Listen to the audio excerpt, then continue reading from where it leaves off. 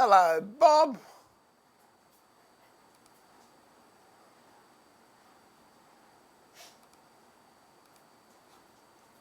Oh, okay, something's gone wrong here. So I'm live, but I can't see I'm live. So what I will do is take that out and we'll shut that down. Oh, wait a minute. Oh, what is happening here? Don't know, so I'm going to start again. Good morning, everyone. Oh dear. I know I'm here. Didn't have it. Hello, Bob. There's nothing to eat, mate. No good talking to me. You've come and you had your breakfast, you scoffed it, and I'm going to tell people what you did this morning too. So don't look at me with those pie eyes. Look at it. This is a look of innocence. Innocence.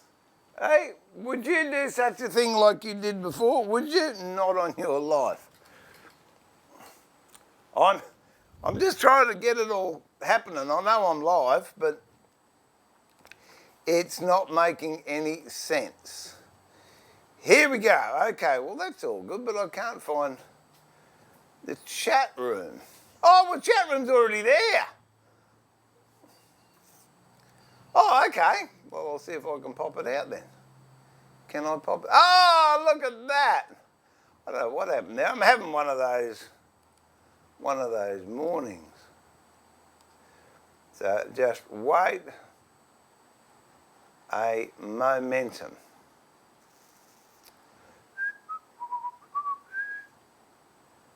There we go. All right, I think that's all happening. Let me just double for my check. I'll whack it on Facebook so we know that it's on Facebook as well.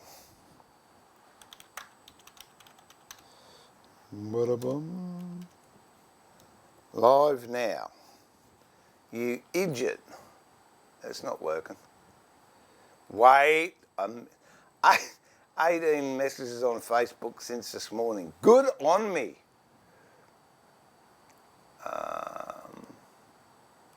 I had a disaster last night.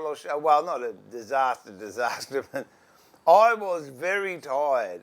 So wait a minute, wait until I just put this up on Facebook and then I'll be happy. Facing type book. We go there, go there, go there. Won't put a different thing up.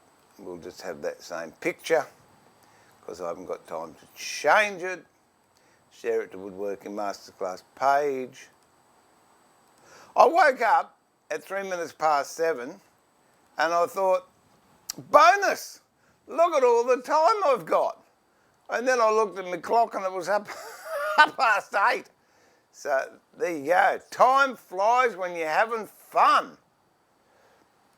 I'll just turn off Neil Diamond. I think I've done that. So that's it.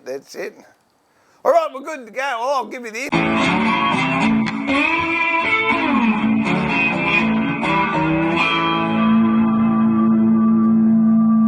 All right, I just sort of let you have that.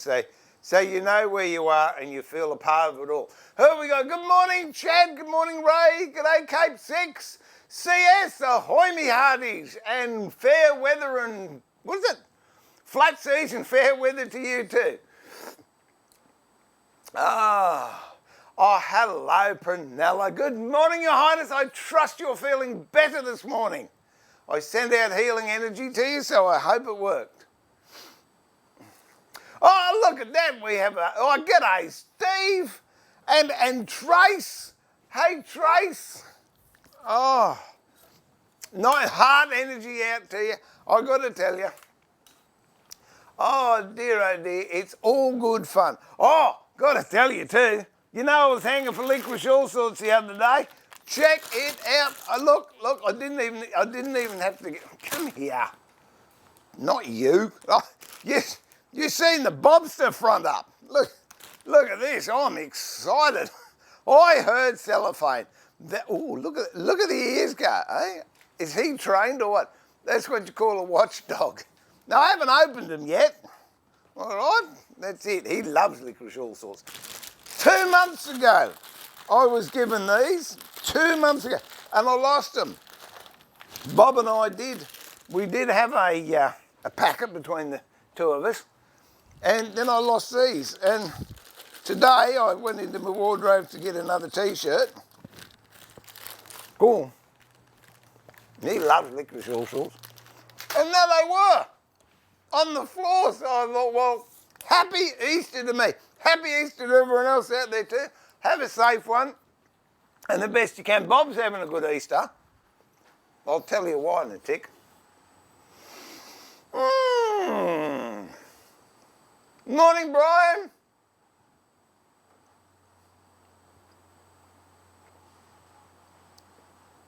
Well, we're doing a bit of hand planing today, Chad. I'll give you the drum. So it'll be good. There's something nice about it. It's therapeutic. Cathartic. There's the word for the day. Cathartic. Wombat, g'day. No, Prunella, no. Grandkids, all right, they're 15 and 16. Or 14 and 15, I don't know anyway.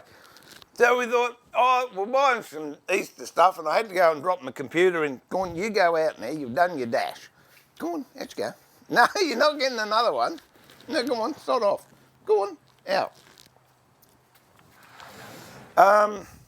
Took the computer in and they think the hard drive's dead, so I'll get a solid state hard drive put in that whenever. And I better get some stuff for the kids, you know, for Easter and all that. I've got chocolate and got some really nice. Anthony loves mud cake. So they've got these little individual mud cakes. So I got him a tray of those. Noah, not so much. So I got him a tray of vanilla mud cake, which hasn't got the chocolate, but different coloured tops. So there's pink, white, green, whatever, with hundreds and thousands on them. So we gave him that. Found these huge Easter eggs, the size of footballs. So I bought them one of those each. This morning, they were up and said, come here. So I give them to them and they saw the Easter egg and go, whoa, that is awesome. And then they saw the cakes and dribble and bar of chocolate. And I was having my breakfast and next thing I hear Noah go, oh, well, I've finished all my cakes. I said, you what? And he came out with an empty cake packet. There was 9 cakes in there. He said, yep, finished those. I said, well, this is a bit greedy. No, Bob got them. And he was walking around like the cat from the dairy. His tail was wagging. He was popping. I think the icing sugar was kicking in. So I just said to Noah, I'll go and buy you another. Nah. But anyway, I might anyway because I like them. So there you go. He's not in disgrace, but I did say, put your chocolate up high. If it's on the bed, the dog will get it, I'll tell you. So, not so innocent. Oh. I'm jumping again. This chat's going. It's all right. Queen of the mods, Your Majesty. Trevor, good morning. Paul, good morning.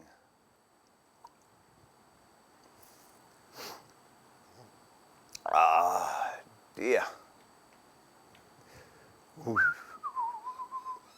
That's good to hear you're good, CS. Good day, another Paul. Paul, good morning as well. That's Paul Jupp.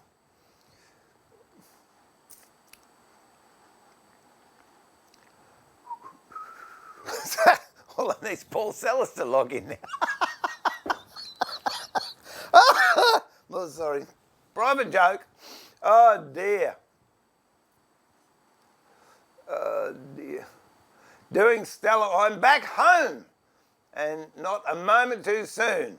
I was getting Morty Banks there. Oh, okay. I'm guessing you're over the top there. Licorice is yucky. Well, if anyone gives you any licorice as a present, Ray, send it over here. G'day, Panda. How are you, mate? G'day, Devon. Reporting for duty. Well, so you should. I hope you are spiffed up and creased up and polished and shiny. So I can't say what we used to say. Glad to hear you. Back home, Prunella. I think that's great. Oh, no, Ray. No, they're in the main food groups. That licorice, jelly beans. Oh, give me black jelly beans. I'm in heaven. Yeah, the title of yesterday's stream threw me off. So, have I got the new title up there now? It should be. Let me just have a butcher's.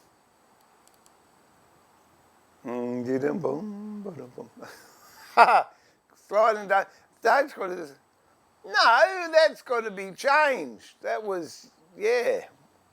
All right, why hasn't that been changed? I should be able to change that. No, that's not going to work. Wait a minute, let me see if I can work out how to change it. It should be here. Now what happened was here you go, it should be 23. I actually whatevered.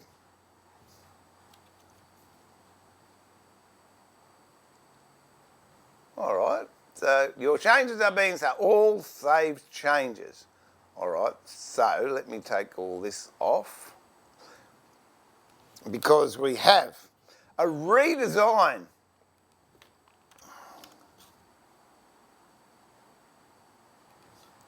A bit of a miss.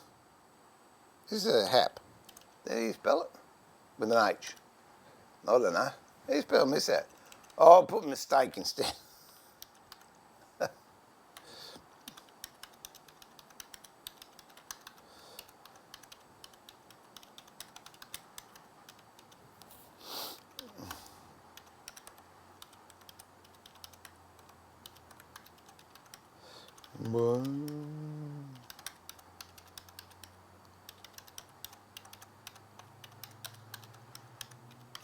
Whoop. There you go. Bit of a mistake. Wasn't, I was tired. So called for redesign on the front. Facia frame, not to be added, you idiot. To be added as aesthetic. I don't think that's how you spell aesthetic, but anyway. The reasons. Aesthetic, isn't it? A-T-H.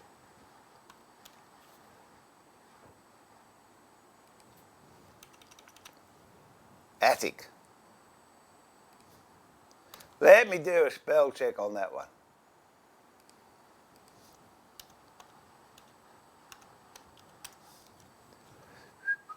That's the word I want. Nowhere near it. How did we go before I spell check, I tell you? The thing is, I don't know how to spell them, but I know if they're right. All changes saved. Well, let's just double check on that, and we will see. Oh, there you go, it's all done now. And I've got me lollies up there. What a great shot. All right, I'm back in the land of the living. Oh, I just love this. Careening from crisis to crisis. Yeah, what happened? Hang on, have I said hello to everybody? Let me just get down there to make sure Julian, good morning. That's the one, but I couldn't say it. And shiny, that's it. All polished in Bristol fashion. All right, now what happened last night was I was tired. I really was. It's about 7:30, and I'd finished. I even realised at the end of the stream, I was pretty tired at the end of the stream, that last sliding dovetail, I actually put it in the wrong slot. But doesn't matter. It's all fixed now. So, constructed the cabinet. there's a cabinet per se. Put the dovetails in, but I had a clamp across here, squared it all up, put the dovetails in, and then left them. Luckily, they were fairly tight. Only problem was, when I woke up this morning, I thought, you idiot, you didn't put a clamp on the dovetails to hold them down. So I've got gaps along here, which upset me a bit. And the other thing was, because that didn't seat all the way home, the shelf is, let's go that one. The shelf is higher than the pins, which means now I've got to plane the shelf down to the top of the pins. What I prefer, and is much more practical, is you have the pins slightly larger than the shelf, so when it goes home, you've got a little bit of pin sticking up here, and then you just shave that off down to the shelf, and it's schmick. But yeah, that really irked me, but there's nothing I can do about that now, so I'm just going to have to live with it. And it happened on this side too, only a little bit worse. There are things I can do, which I might do down the track, I don't know. But I might just have to live with it as well. So that really annoyed me. So first things first, I've got to plane this down flat. So we'll do that with a smoothing plane. And for those who were asking the other day, yes, I knocked the corners off of the plane blade so I can do that, so I don't put big tram tracks in it. There's a little moth here that's totally lost. Go away, you don't belong here. And what I thought about doing, instead of, I was going to have this just as a box up on the wall like that with cupboards, but seeing I've got this area here to cover it up, I'm not going to cover it up. Well, I might, I don't know. Where's my little book? This is what I'm going to do. And this is a beautiful thing about freewheeling. When you're in the workshop, you have a bit of a mistook like that. Instead of getting all thingy about it and smashing it and throwing it away and jumping up and down and holding your breath, which doesn't make any difference, you just think, okay, what can I do to minimise that mistake? So this is what I quickly drew up this morning, and I've got another lump of oak I just brought in, so we can work on that. Okay, so initially, where's that bit of paper I drew, Suey? There you go. That was initially what we were going to do, just a basic square cabinet like that. And then I was sort of thinking about putting these wings on later on, but just a square cabinet on the wall like that. Now I've changed it because I want to put a shadow over where I've messed those dovetails up. This is what I'm going to be doing now. So I'm going to put a fascia frame on the front, which will have that kick out, and I quite like the idea of rounding underneath here. If I wanted to, I could even put a little flower in there and carve it. And then I'm going to have a stretcher on the bottom and then a drop on the top. So this frame here, which is what we're going to start building today, will actually be the frame for the doors to go in. And this profile I will mimic at the back. And the reason for that is I'm going to... Could you see that? Could you see what I was doing there? I don't know. Anyway, I'll do it again. Did you see that? Or was I on the wrong camera, or did I change camera too quickly? Good morning, John. How are you, mate? Oh, well, I hope your back's getting better, but I hope you're getting a bit of a rest as well.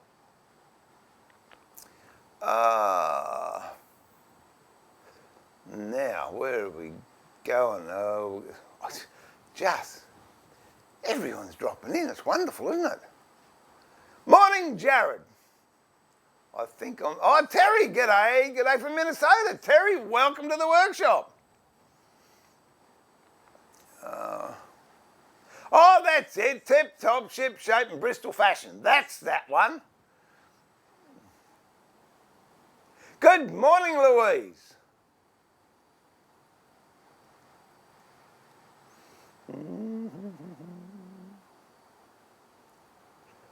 Oh, okay, that's where I got off. I'll fix the title. So Louise is in the house. Terry's in the house.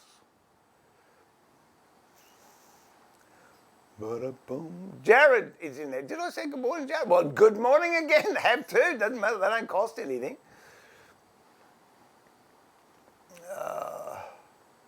Max, good morning. Did you get my email? Yeah, I don't know what happened yesterday, but apparently even when I wasn't streaming, I was streaming, and then it came up as 2 streams. Zeno, the newest member to the Woodworking Masterclass channel family. Good morning. Oh, okay, good evening. And is your lovely girlfriend with you as well? Good morning to you too, or good evening.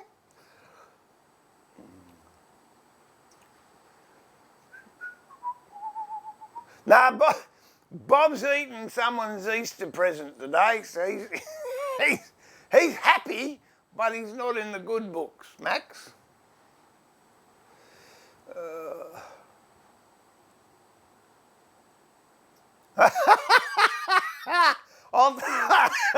I'll tell Susie that. She'll love it. Listen, Jill, last night, I think I had tea. Normally, I have dinner at, I don't know, about 7 o'clock, but since I've been streaming, it's getting later and later, and last night, 8:45, I really didn't feel like tea, but I ate it. And then she said, oh, you want some trifle at 9 o'clock at night? No. Can you imagine the nightmares you'd have? But I'm going to get into it at lunchtime today. Oh, that's good, Zeno. That's good. And just for the record, I'd never used that rebate plane before. In fact, I'd forgot I had it. Someone gave it to me, I think I remember.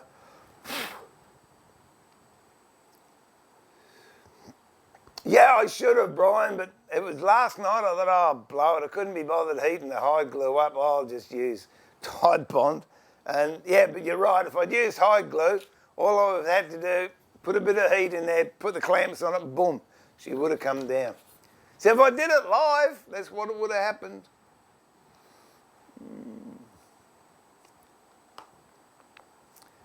Oh, they weren't happy. Les Bob. Yeah, well, Bob Ross is going to look better.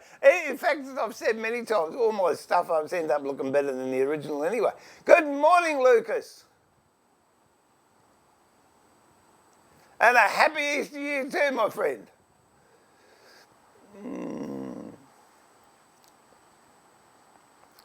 Dogan. Good morning. Welcome to the workshop. And Raul from Mexico. Hola. Is that it? Hola. Thank you for coming in. Good morning, Ben. In case you don't know, 6 knots is Ben. Oh, don't you start talking about no Tim Tams, Mr. Vesey.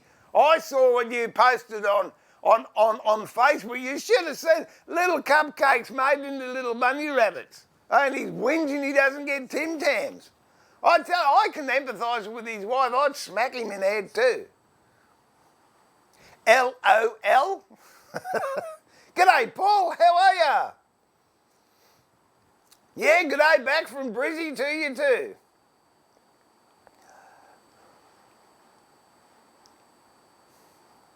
Oh, well, there you go. And what are you doing, Zeno? You making anything special, or are you just enjoying playing? What?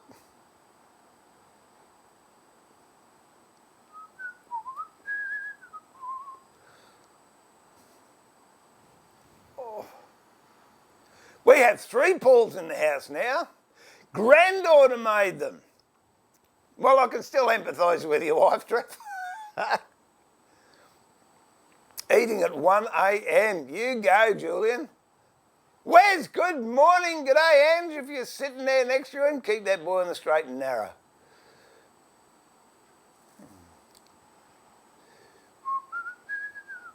Salco, g'day, how are ya? Thanks for dropping in.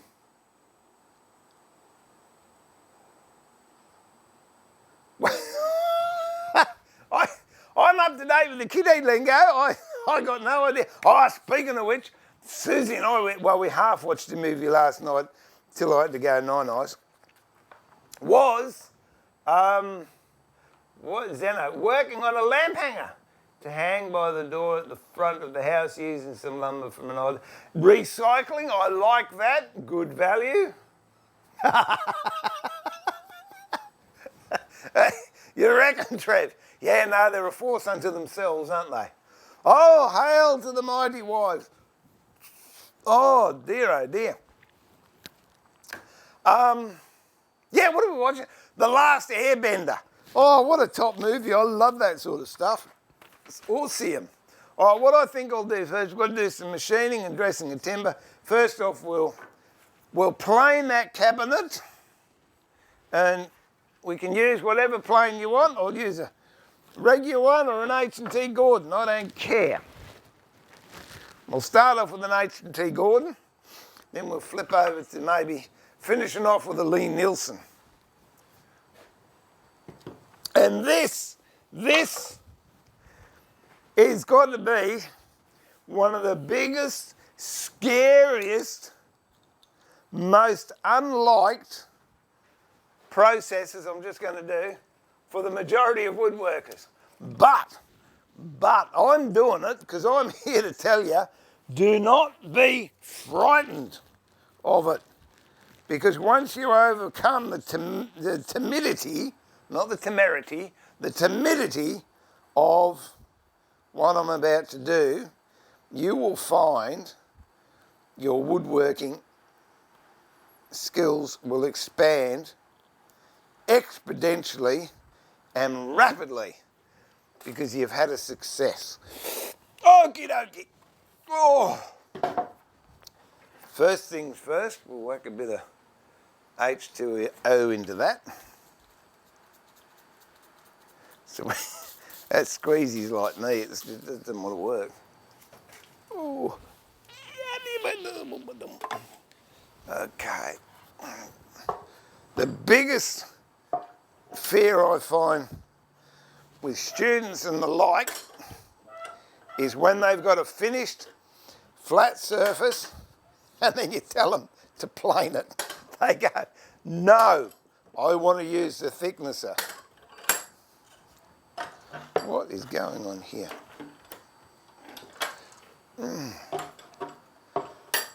But even if you use a thicknesser or a planer, you still have to take the machining marks out. And yeah, okay, you can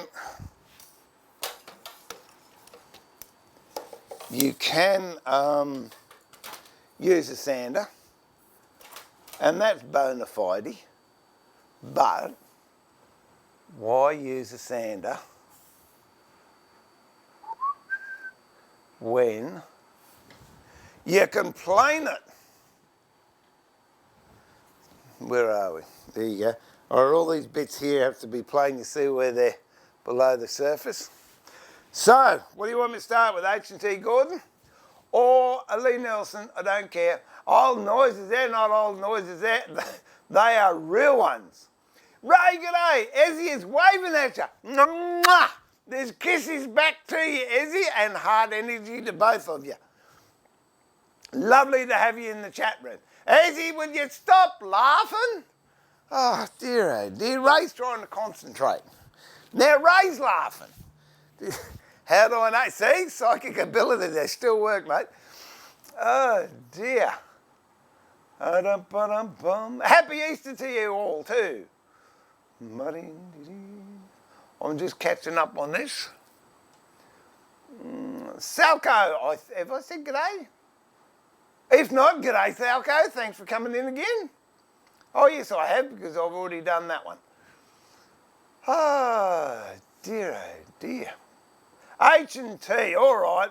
I'd say Nielsen. Okay, well, no, H&T. Oh, fair dinkum. All right.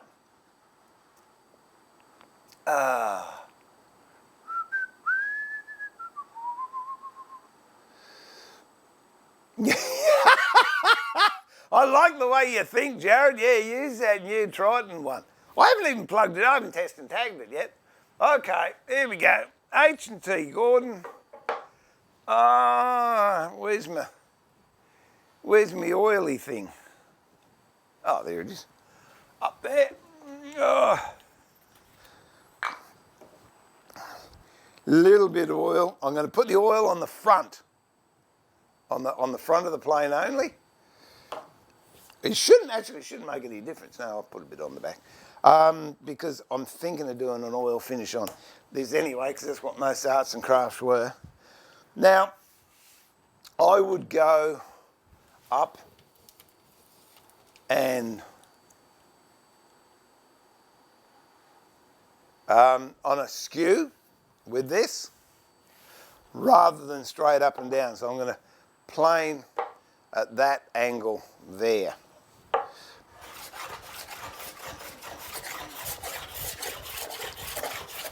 And I haven't taken the corners off of this one, so I'm getting slight tram tracks on there, but that's fine. I'll knock those off with the Lee Nelson. Actually, no, I won't. I'll knock them off. Oh, hang on. Which one have we got? I might knock them off on this one. What's that one?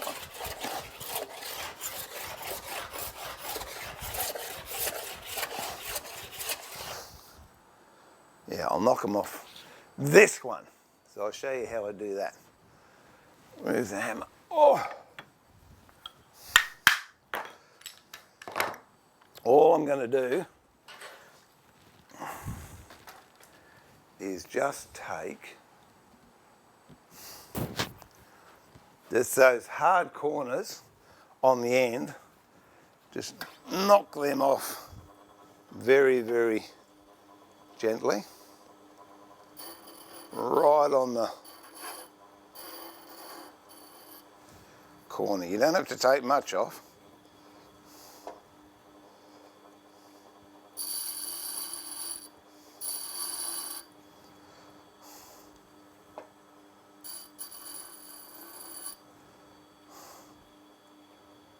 I think that'll do. Okay, so I've just taken that sharp edge right off. Just in case I've got any burr on there, I'll take that off. What have we got? Can you see that? No, you can't.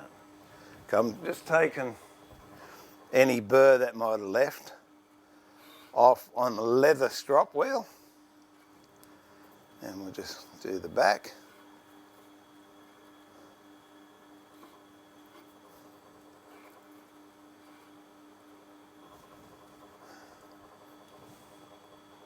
And that's it.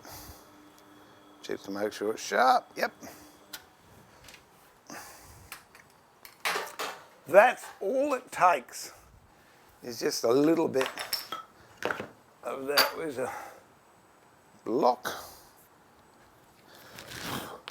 Put that on the block.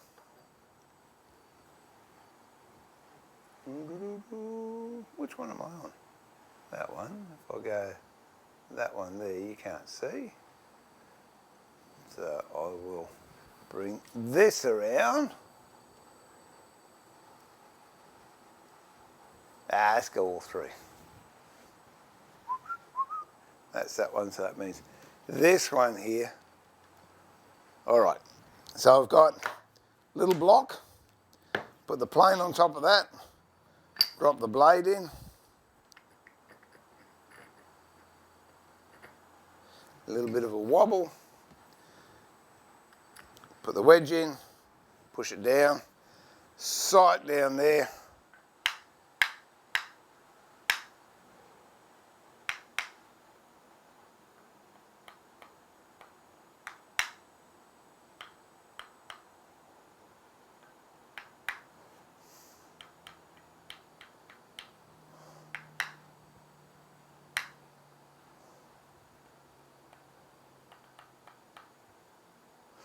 and knock that home. Oh, too much.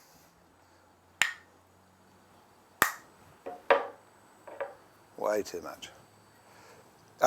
If you look at it, you can't see it.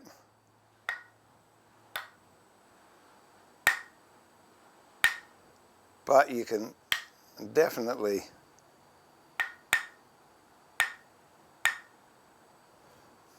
feel it. No. I give it about 3 goes and then I chop it out and do it again.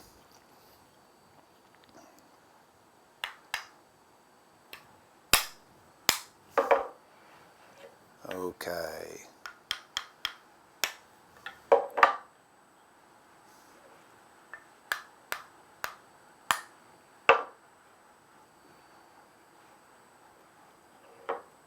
That's a little bit too aggressive for what I want.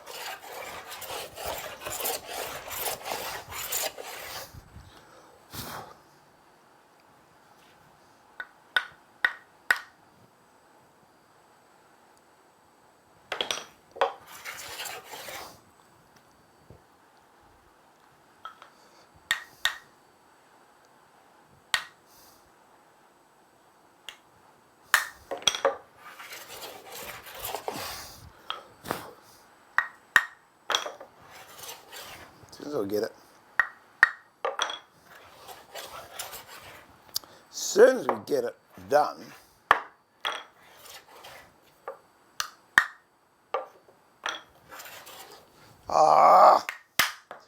sometimes they go straight in. You don't have a drama.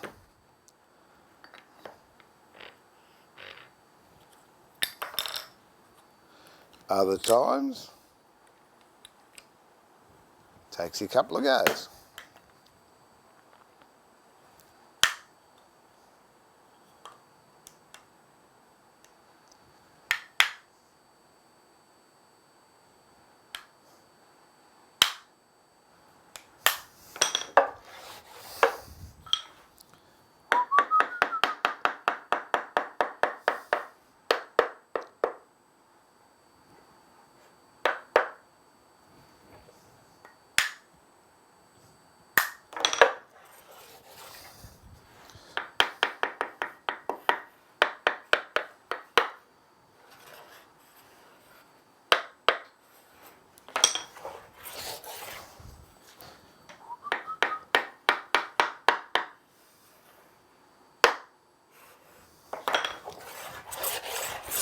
There you go.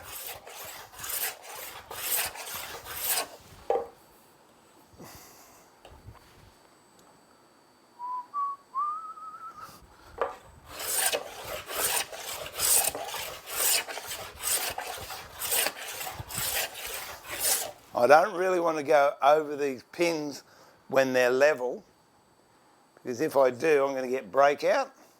So when I get pretty close, I will actually come in from the other end.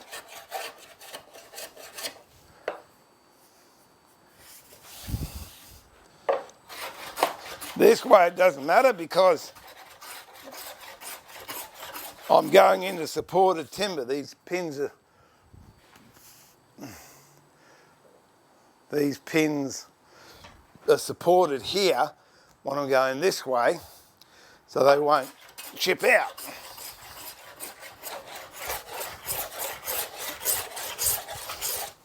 But with Terry's planes, actually, he can come in from both ways. So I suppose I can come in this way.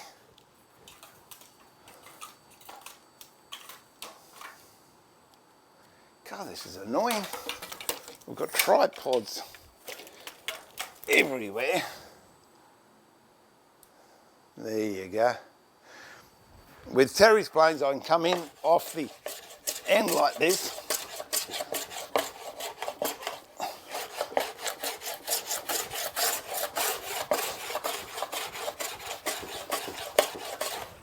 nearly down to it there. You can see that colour's all nice and light.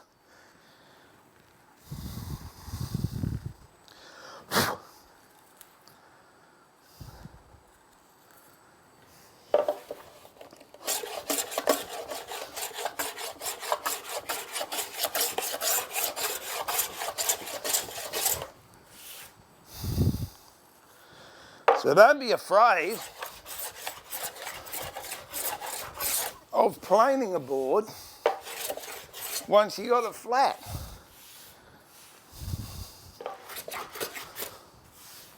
If I can put that down on there, you'll see just how nice and flat that is. So I haven't got any nasty bits of tear out. And that's quite nice and smooth. Likewise, if you had a Stanley style, what you get? Lee Nelson number 3, which is this one. And again, at a skew angle. Instead of going straight up and down. And here at the end, I'm not going to go out that way. I'm going to come back in. You can hear the difference when it's cutting end grain. That's actually against the grain, which isn't the best thing with one of these. But there you go. Now we'll spin it around.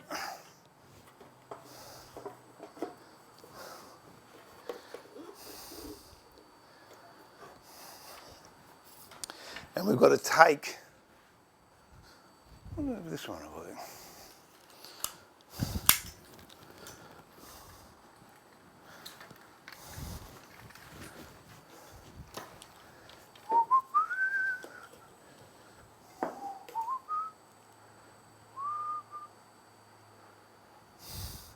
We've got to take this down to where the tails actually come through.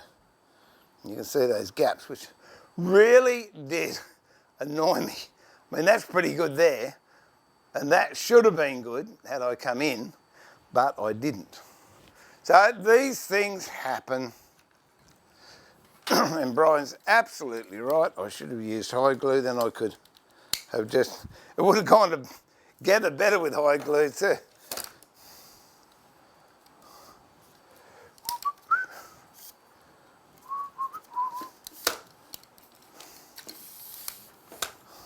Oops.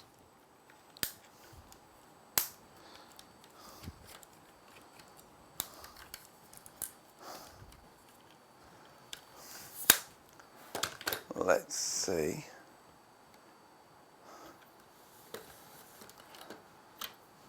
Oh, look at that. How good is that?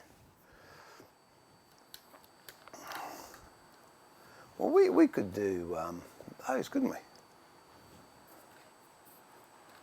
So you can then see that one, and then this one goes, no, there. So that, hello, darling. Hello, darling. How you going? How you going? Yeah, all right. Oh, well, that doesn't sound too. No, I'm okay. You're all rugged up like a little Inuit. Yeah, well.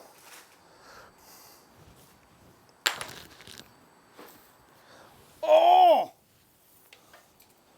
Did I show you what I did wrong? I didn't clamp it and I've got gaps in there. Oh dear. I'll So, work it out. wait, see, confidence. See, now I want to discuss that. Confidence. Yeah. It's either she has great faith in my abilities, or she knows I'll stuff things up so many times I always get to find a way around it. Go on, which is it? Oh, you washed your other quilt, didn't you? I did. And what happened? It didn't run. There you go. But I had the perfect saying for you today. Look at that. We colour coordinate. You look like a layer cake. There you You go. do. I like them. Lucky I like you, I suppose. Guess so. Stephen Truder watching. Ray and Etsy. I'm making you sound like a shop now. Esme, I'm sorry, dear. Well, there you go. Maybe What is this? saying says for them today as well.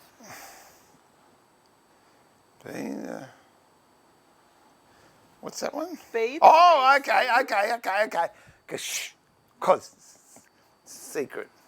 If they were dyslexic, they could read that on the back. Because you got to say hello to everybody. We got... Hi, everybody.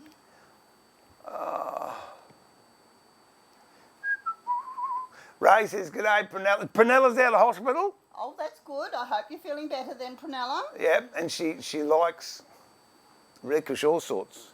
So I'm going to There you fly. go. I'm going to fly over and give her some of me licorice all sorts. Septon, it's too cold. Right. Well, I would otherwise. Yeah. Lucas says hi, Sue. Brian says hi, Sue. Jared says morning, Sue. Julian says hi, Sue. Gee, I'm popular, Devon says hello, aren't I? Sue. Max says a very good morning, Mrs. H. Happy Easter. Thank you, and the same to you. Trevor says, tell you what, Max, I'll go one better. I'll get her a pack of the... Oh, okay. Now we're down there. Wombat says hi, Sue. Trevor says good day, Sue. Chad says good day, Sue. Confidence with a capital B. Yeah, I like that, Ray. That about sums it up. A Lamington effect today. That's it. It's true. I feel hot just looking at you. Wes says hi, Sue. Oh, he had 3 shots at you. Hi, sir, Sue, Sue. It's all right, mate. We understand. She gets called many things. Absolutely. Some are to her face as well. Louise says good morning. Oh, I got to pass that message on too. Louise wants, she sent through something. She wants you to do a bowling shirt and a towel. And it's on my pooter. Okay. And she wants to know how many squillions of dollars you're going to charge. And then she'll post it to us. And Alan says good morning. And Kath, if Kath's there, say good morning to them. There you go. Morning, Alan and Kat. Isn't they just live up the road. They do. And welcome to the chat room, Alan, too. R-Rated Woodwork says, hello, sir. Welcome to that. There you go. Welcome to the workshop. R-Rated Woodworks. Everyone loves Sue. They do. Oh, Ray says, Steve, you can fly to Gold Coast for my chocolates. Oh, I'll be there. Only problem is he'd eat them, Ray. That's the idea. A bit of a chocoholic. It's true. I love them. And Prunella says we all love Sue. Okay, Susie's selective, sensitive, saying, sewn, slogan segment. And Dobie says, g'day, mate. How are you, Dobie? Dobie says, hi, Sue. Here we go. You ready? That's it. Oh, I don't want that one. There you go. Now, there's a good one. Be the reason someone smiles today. Be the reason someone smiles today. Isn't that lovely? So, if you're an unwelcome house guest, leave. And that'll make them smile, won't it? Absolutely. And if you got chocolates, eat them. Drop them off them. No, if you got chocolates, eat them until you're sick, and that'll make someone smile too, because they'll think you're an idiot. So, no, that's a good one. I like that. I like that one. And the one that I'm doing at the moment, which I'll bring down tomorrow, Steve, if you're listening, watch tomorrow, mate, because this is a saying that you heard the whole time you were growing up. Go and tidy up room. No, I wasn't that. Oh, okay. Get out of the fridge. Oh, I know. You're just like your father. Yeah, good on you. I got to go. I was curious now. I've got to go and check it out. Yeah, well. Oh, you're getting misty on me. No. I was telling them about we were watching Airbender last night. It was cool. I like it. G'day, Adrian. Welcome to the workshop, mate. All the way from Maryland, USA. There you go. See, you didn't know you had so many people care about you, did you, Your Highness?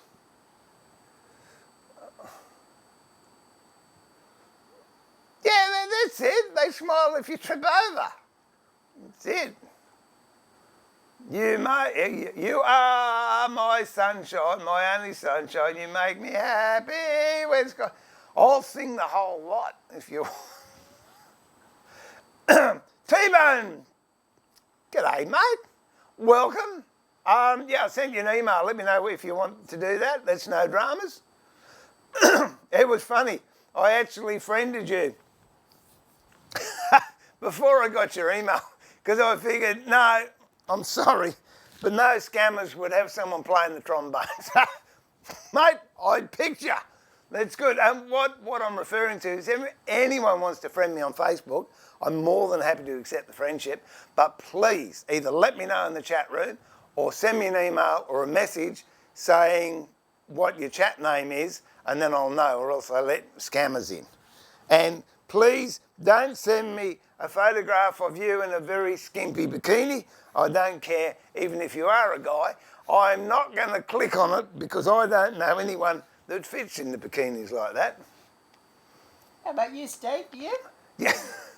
Although my son got kicked off the snowfields for wearing G-string. What was it? A lacy. Yeah, it was a furry one, wasn't it? Yes, I put fur on. It was a fake fur lacy G-string, and he was snowboarding down the slopes at Kosciuszko, and someone bet him to do it, and the security people asked him to leave. Louis, if you're watching, get a laugh out of that one. More importantly, Rita would be going, you didn't really, did you? Oh, Dogan, everyone brings joy to the shed. Some when they arrive and some when they leave. Oh, that'll be a good one. I should carve that one, stick it on my shed door. I like that. Oh, dear. Oh.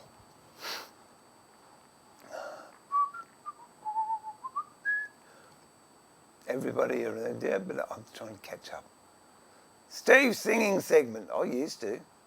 It's a side of me you don't know. No, I was thinking the nice side. Because Ray knows. Oh, dear, oh, dear. Adrian, first time to catch you live. I'm actually in North Alabama. Oh, well, you must be near T-Bone. He's in Louisiana. That's sort of, they both end in Annas. Are they? They're both. US. Good point. Good point.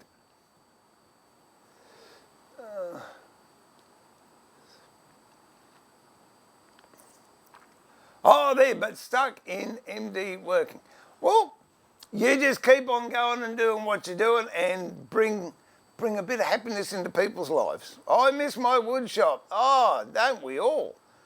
I go up and have a sleep and I miss it. Oh, last night I couldn't sleep because I was thinking about, I was so annoyed about not clamping those dovetails up. And then 1 o'clock, no, it wasn't 1, it was 10 past midnight I got up and Susie was awake, so I spoke to her. Anthony, grandson, was still on the computer at 20 past 12. So I might have to take his computer off him. No. I threaten it all the time. Yeah, I know. You're good at threatening. Sometimes I follow through. Yeah. Only with me, though. Oh. Yeah, that's it. The mayhem of the chat. I like that. Manic mayhem meanderings of a mental... Yeah, mental person. No, I wanted another M there. Mental man. I could do that. I could do that. Yes, I agree, Ray. Yes. Yeah, I can see why you'd be shaking your head. Hey, Budge. No, don't be like that. He's laughing again now. I can hear him. Can you hear him? He's sitting there chuckling. Most likely got a cup of coffee there. Oh, no, Speedos are okay. Yeah, but not the full kini. And the mankini doesn't cut it either. G'day, Anne. Ian, g'day. Welcome to the workshop. What was that? First time I ever saw one of those.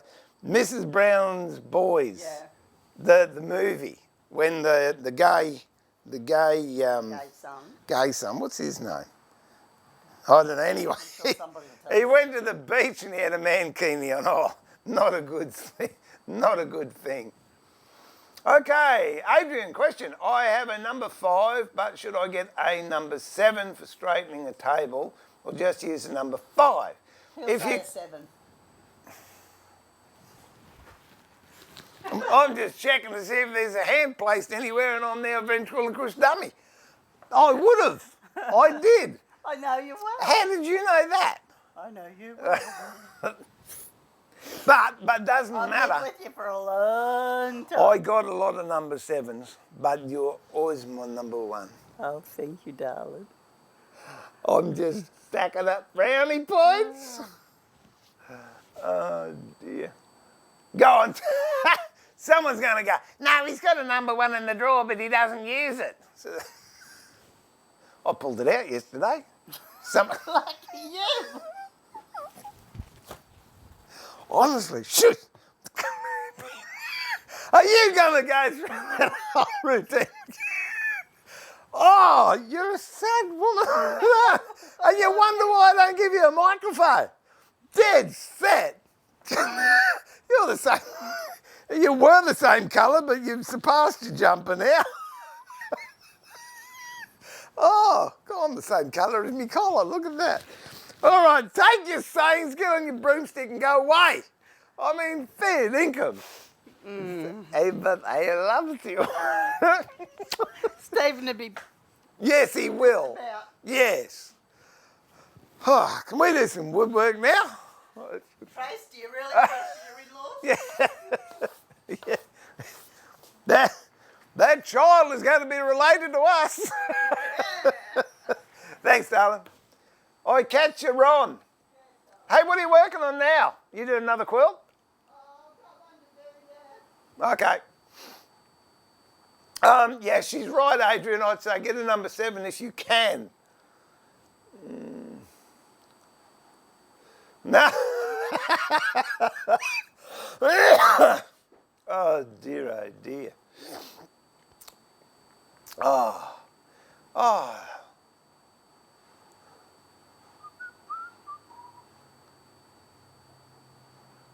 No, no.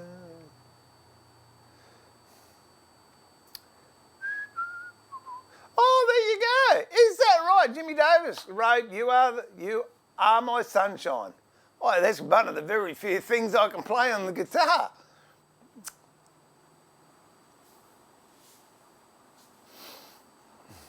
Oh, I don't mind, no. I was going to say, I don't mind turning off at 10 p.m, but not real happy about turning on at 6 a.m. in the morning.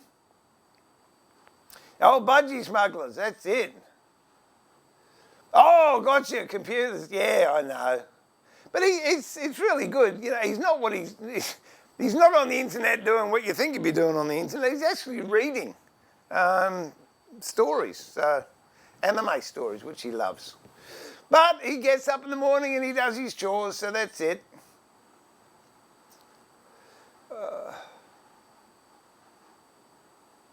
But you finally got there, Julian. Budgies, that's it. Yeah, no worries, Trevor, I'll do that, but I'm still wearing my apron. Oh, Speedo is a mankini. Okay, well, over in Australia, Speedos are budgie smugglers. They're just the little underwear type things, but the mankini's just a strap over your shoulders and not much else.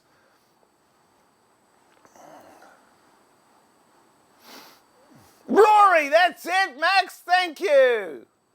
I love Rory, he's good.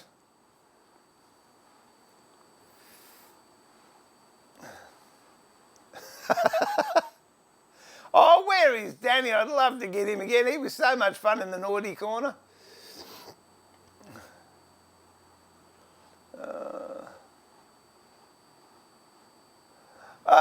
Yeah, that's the number 7 there. That big sucker next to it, that's the number 8. And just for those that are interested, I know I've said it before, I don't know if this is true because no one can tell me, but it seems a coincidence. Apart from the number 5s, all the Stanleys weigh the number of pounds. A number 1 will weigh 1 pound, a number 2 weighs 2 pounds, a number 3 weighs 3 pounds, a number 4 weighs 4 pounds, a number 6 weighs 6 pounds, a number 7 weighs 7 pounds, and number 8 weighs 8 pounds. That is a Lee Nelson number 8 and it weighs 10 pounds. I just thought I'd throw that in there.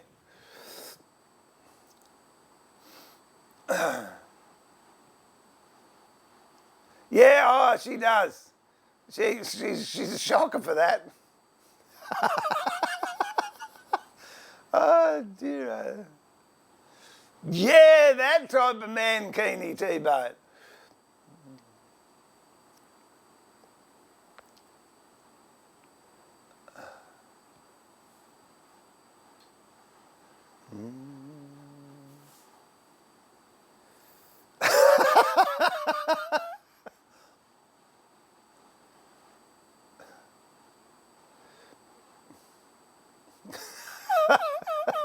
That's it, you can relax and sit back. That's right, Prunelli, your job is complete.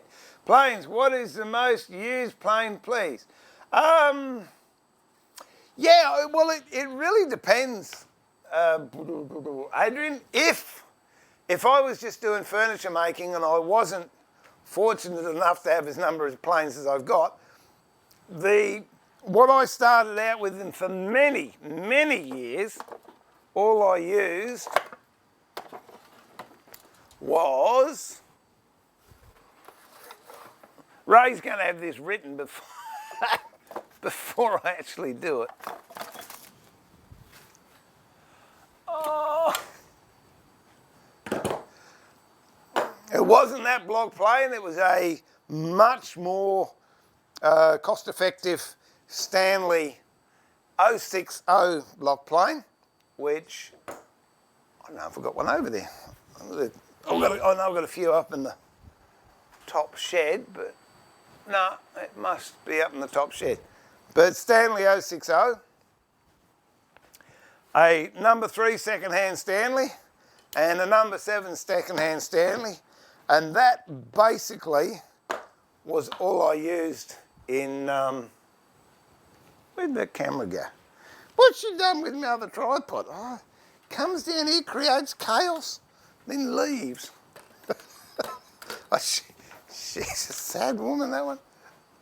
Okay, so that's the main ones that I would have. Number 7 for shooting boards and flattening. Number 5 for dressing and smoothing. And the block plane for doing end grain and little fiddly bits. If you are, for example, just going to be making boxes, you could possibly get away with just those 2 planes. So a lot of it depends on what you're actually doing. As I said, I was making furniture, so that was why I had those. And then later on, I think I got a 5.5, which is this one here, which is a jack plane, but it's a wide base jack plane, so it takes the same blade as the number 7. And where are we? There, it takes the same blade as the number 7, but it's not as long. So that would be the 4th plane I would get. Personally, I do not like number 4s. I know Paul Sellers loves number 4s, but I just hate them. For my money, they were a plane that was meant to be a bit of everything and fails miserably at everything they tried to be. Builders on building sites like 4.5s, it's been my experience. If you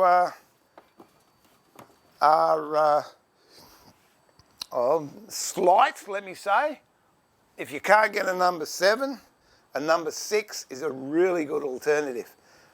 No gender disrespect intended at all, but they make an absolutely fantastic number 7 for ladies that don't have maybe the arm strength or the wrist strength. They're slightly shorter than a number 7, but they do the job really well. Boom, boom, boom.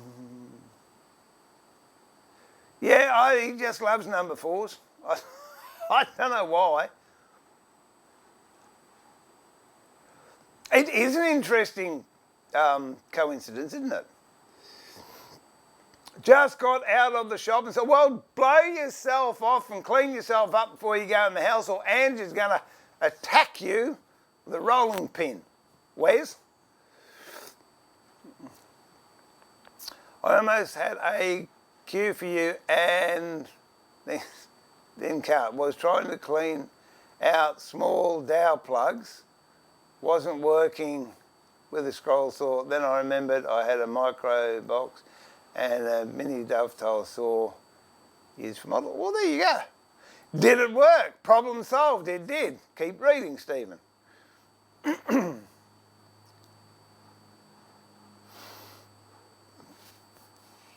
Oh.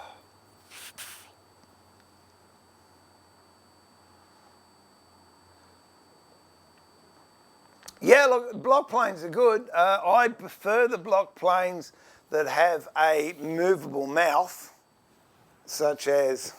Oh, wait a minute, I'll go and get this thingamajiggle one. Stanley one that I keep talking about. But what I'll do, see, you can go and play. You can go and play I Spy. There you go. Go play I Spy. Be back in a minute, Bob. Don't eat all my licorice all sorts.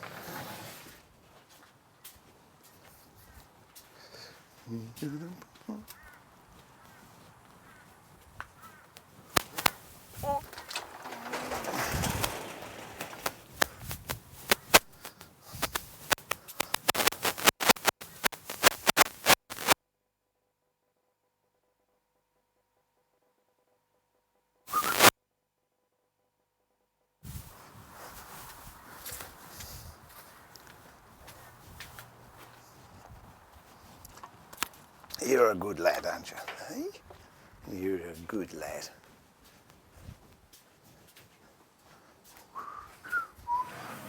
Tell you what, it's a bit sus too. So where are we? Let's go. There you go. That's the block plane I used, gee whiz, 20 years, 25 years. And I better clean that up because it's gone rusty.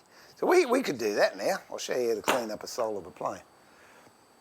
What the things that we do here. I've got to finish, hang on. I'll plane this, then we'll do this. There you go.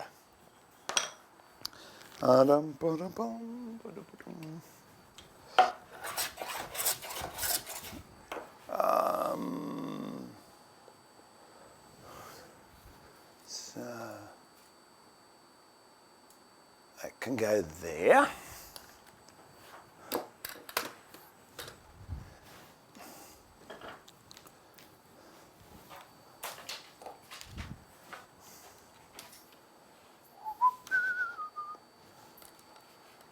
No, we were going to go to that shop, weren't we? There you go. Okay.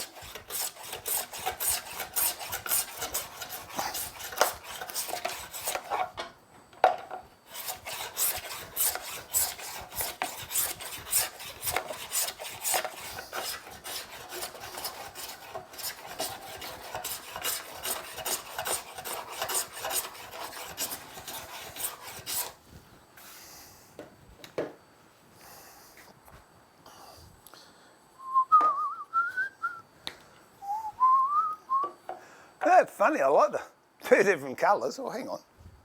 Oh, no. That's interesting. That's the chatoyans. We're going that way, it looks that colour. You look that way, it's the other colour. And once you can have the confidence to do what I'm doing, you're just not frightened about getting in and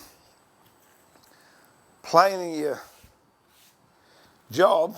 You'll be surprised how your woodwork skills will just explode. Because we've all done it. Put a bit of water in there.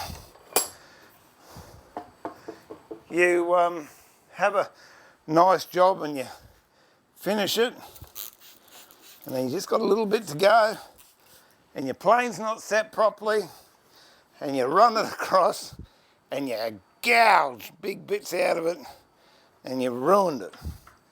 And then you go and reach for your sander, and away you go. Look, a sander's a legitimate tool to do this with, but how nice to be able to do it with a plane.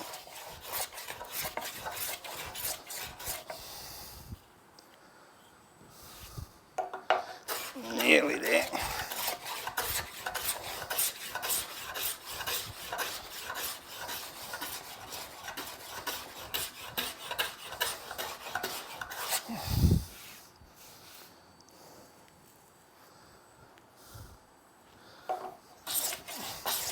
The other good thing with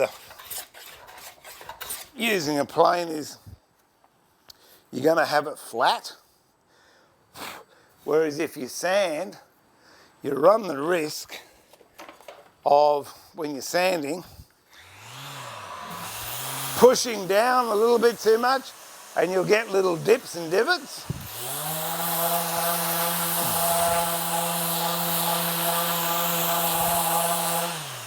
And you still get scratches on it. And if you could feel that, that is nice and smooth. That's smooth too, but it's not a natural smooth. I don't know, it's hard to explain. But anyway, obviously if you're going to try this for the first time, you don't try it on a piece you just worked on. Try it on some scrap.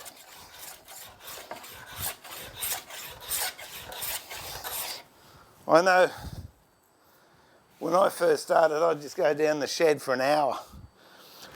In fact, that toolbox there was a planing exercise for me. Everything, that's absolutely nothing, no machine touched that, one little bit. All the holes were done with an egg beater, cut out with chisels, all the dovetails and draw slides were all done by hand. And I don't know how many years ago that was, long time ago. But then you've got a record that, hey, you did have a success, it did work. And we'll just finish it off straight. And that's not looking too bad, apart from the stuff of not tightening it up properly, which I'm ticked off about, but hey, it happens. And that was what I was saying yesterday, when I cut the rebate in the back, I shouldn't have cut through this pin here, so I'll make a little block and put up there anyway. But they're not bad for hand cut, reasonably tight. Would have been a lot better if I'd put it home, but it's got a nice look about it. Like oak for that reason. Okay, we'll just spin it over and do the other side. Then what was I going to do? Oh, I'll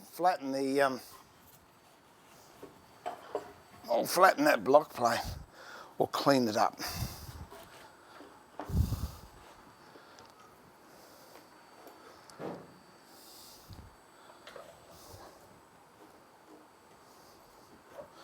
You got no idea how annoyed I am at that.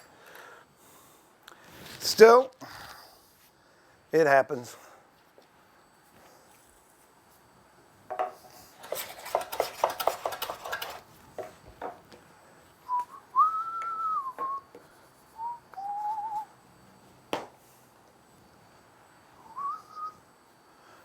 You might as well go back to that one. No, hang on, that one. That one. There you go.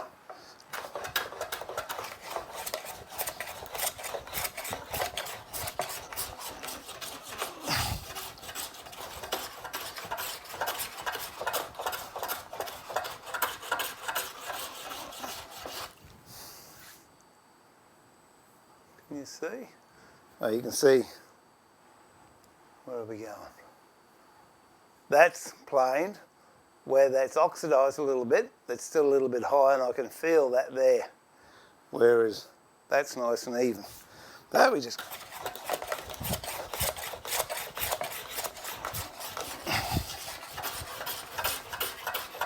The temptation is to put a little more blade out because then it'll get done quicker.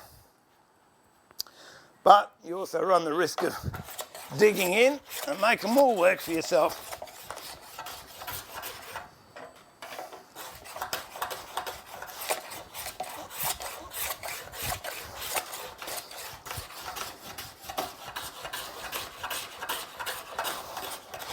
For those of you that are new to the stream, what I'm actually doing, I'll just throw my face in here, what I'm actually doing, instead of doing a project for the benefit of the stream, all I'm doing really is just working in the workshop in real time, doing projects that I have to do, and therefore they're only shortcuts, and it takes as long as it takes. And when I do make a mistake, you're there live, and you'll see how I overcome it. When I did a couple of TV shows, I made some boxes which, where are they? These here. Oh, well, that's a pity. At least it didn't break. That was a jar full of that stain that I had the other day. But it didn't break, so that's a good thing. Yeah, so I made these boxes for a TV show. And in order to do the TV show that went for 6 weeks, they filmed 6 episodes in 2 days, which meant I had to have 36 boxes made in different stages of construction. So if you ever watch the TV series of me making the box, you see me doing it over 6 weeks, and it's really easy. We filmed that in 2 days, and it took me several weeks to get all those boxes in those particular stages, so you can make it look as if it's easy. So with this, you're actually getting the real time it takes for me to actually make something, and any alterations we have to make along the way.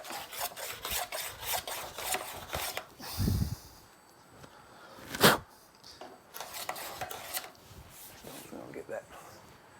Where's Lee Nelson? Whoop.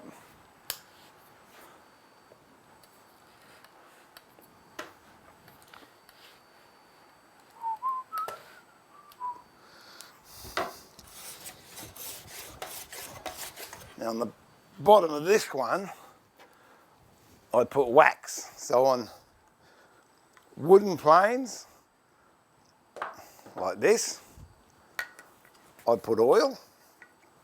This is just raw linseed oil on a rolled up rag. And the metal ones, I use a bit of candle grease. It just helps it run a lot smoother, so you don't mark your timber. Now the corners have been knocked off of this one as well. And as you can tell, I'll bring you down for a closer look in a minute. There are no tram tracks or gouges in the wood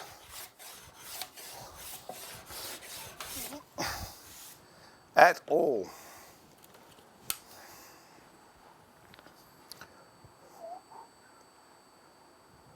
You can see the grain nice along there.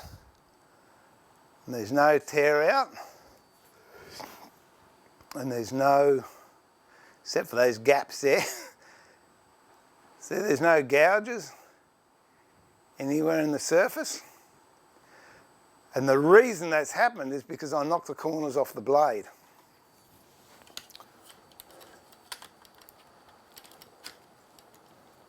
Whoop. Okay, well that's ready to rock and roll.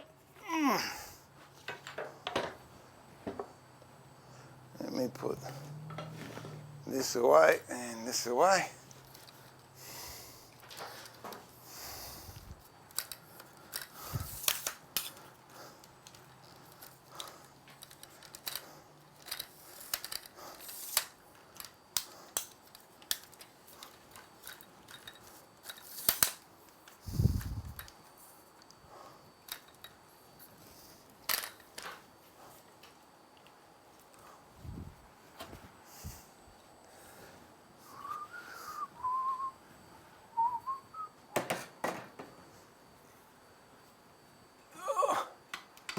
And the rebate, or the reason I don't have the middle shelf in is because I can then put a finish on the inside, no matter how I choose to do it,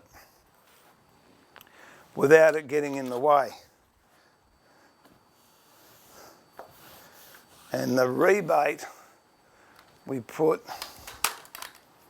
let's see, there you go. The rebate we put around here, the reason for that is, I'll show you.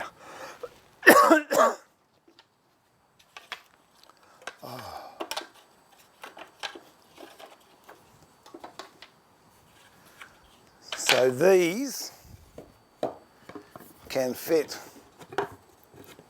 wrong end. These will then fit nice and flush against the back there. They have to be cut to size yet.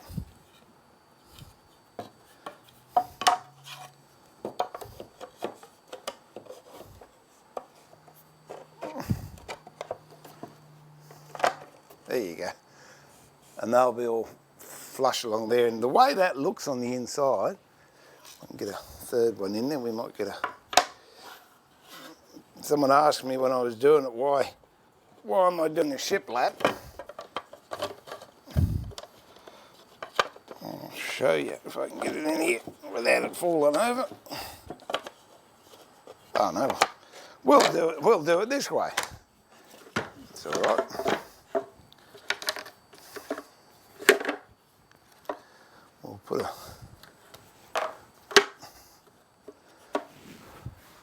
We'll put a few in.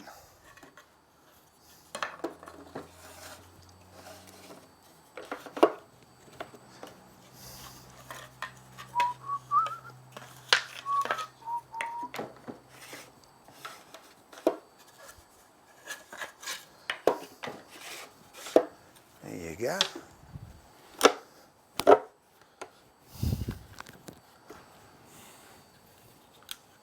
And that's the effect you get at the back of the cabinet, which is quite nice. This one here, obviously I will cut off so it's blank up against there, but that's the pattern you get. I'm going to hand plane all these, make them smooth. I could sand them, but no, I want to hand plane them. And then on the back, if you can see down there, it's just a flat piece at the back without any gaps, because these pieces here join up to there, so it's a flat at the back. So that's where we're up to with that. That can sit down there for a little bit.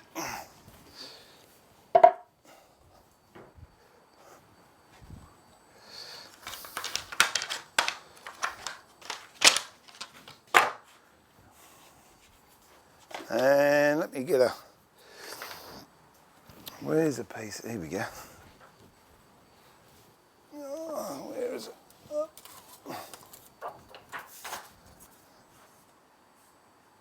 I would prefer a thicker piece of glass than this, but I couldn't be bothered going outside and getting one. We'll get a piece of, oh, I don't know. See what I've got here in wet and dry. What's that? 240, that'll do. It's a piece of 240 wet and dry. And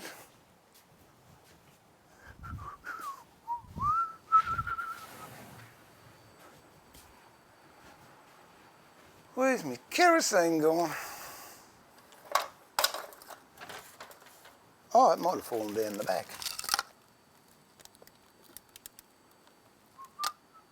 There's a few things that's fallen down there, but kerosene's not one of them. Oh, here we go.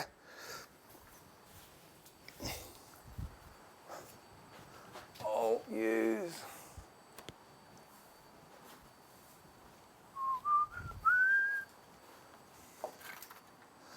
Oh, actually, no, I'll use this. You can use kerosene, but this is WD-40 that the top's broken off of. So I'll just put some of that on there. That'll be fine. You take the... Let's go there. Oh, take the blade out, clean it all up. Now, what I do here when I'm doing this to the sole, if you do it like that, you can get it dead flat and it'll look lovely, but then when you put your blade back on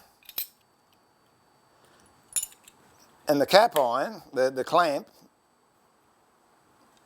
and you pressurise it, it can distort the base. So what I've got there is the blade is nowhere in sight, but it's in there, and there's not a cap iron. The lever cap is on. Now I just put that on a piece of glass. As I said, normally I'd have a bigger bit of glass than that. You can have the mouth open or shut, it really doesn't make that much difference. And then you just gently go around. On a bigger piece of glass I would have bigger movements, but that's just a figure of 8 I'm doing there in circles and backwards and forwards. The other way, circles, circles, figure of 8. Turn it around on the side, figures of 8 on the other side.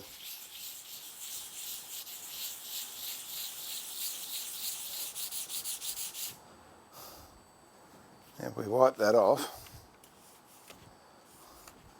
there we go. All nice and clean, and that's all nice and flat. If you want to, you can clean the sides up. Don't take for granted that the sides are square, because it's my experience in most cases they're not. So sometimes it's handy to, if you've got a small machinist square, just run that over the side to check for squareness. Okay, now how long did that take? Not very long. But I brought that plane back up, and I haven't used that plane for at least 18 months, maybe 2 years. It has just been sitting up in the top shed. Now, Ray, you asked me the other day how to grease up your threads on the HNT Gordon. Hang on, I'll show you. Move that out of the way. Clear this up.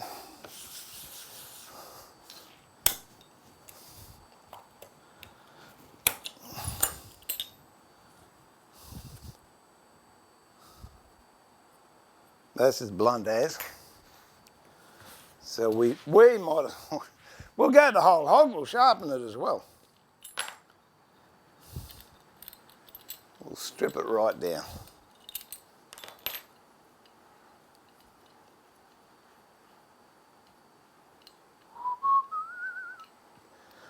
This blade adjustment, I much prefer this to the old-fashioned way of hitting them with a hammer. Seem to get a much more accurate adjustment. There's all the parts. So, get a bit of candle wax, and you rub the thread like that with the candle wax. You don't have to go all the way around, but I like doing it. Put it in. When you're screwing it in, don't just screw it straight in. Screw it in a few turns, out a couple, back in, out. That way you're getting that wax all the way on the thread. You can too if you want to. I just thought of it, so we'll do it. These little slides here, just scratch a little bit of wax in there. That'll help it slide a lot easier.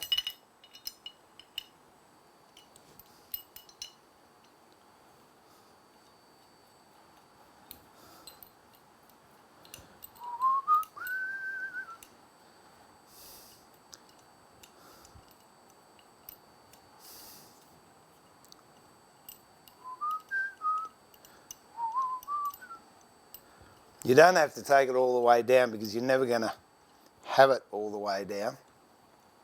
But I would take it down past where you'd normally have it. Same here, on these slides here, make sure they're clean. Just pop a little bit of wax in there. Make sure this is dry. There's a bit of rag.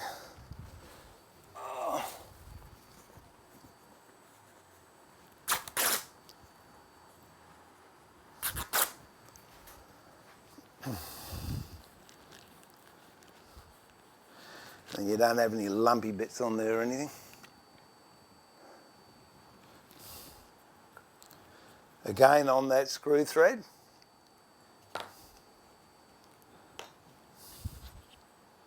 Pull that bit of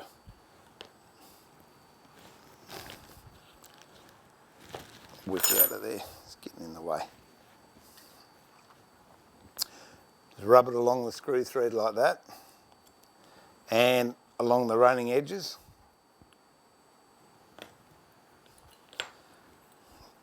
If you want to, you can put it a little bit under there. Pop that through.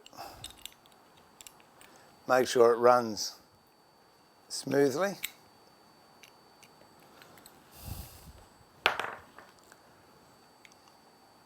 Adjustment knob.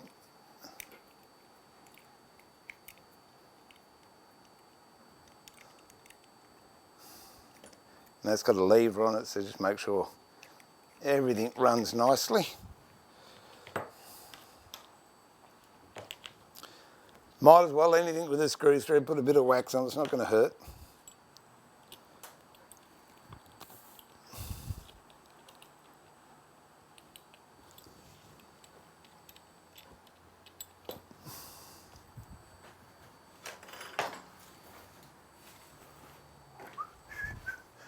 Now, we'll go over and just quickly brighten up this blade a little bit.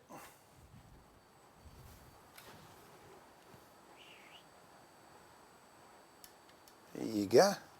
As Terry said the other day, sharpen your tools to 30 degrees. Now, that's fine if you're using a setup like this or you have a jig on a hot grinder. But if you're just using a stone, I still think you're better off to go to 25 and then put a secondary on there as 30 degrees. Since I've been using a Tormic, well, not since the very beginning, but for a long time now, I just do mine at 30 degrees and I don't bother about a secondary bevel. So if you've got one of these, you set them to 30 degrees, you're generally going to be okay.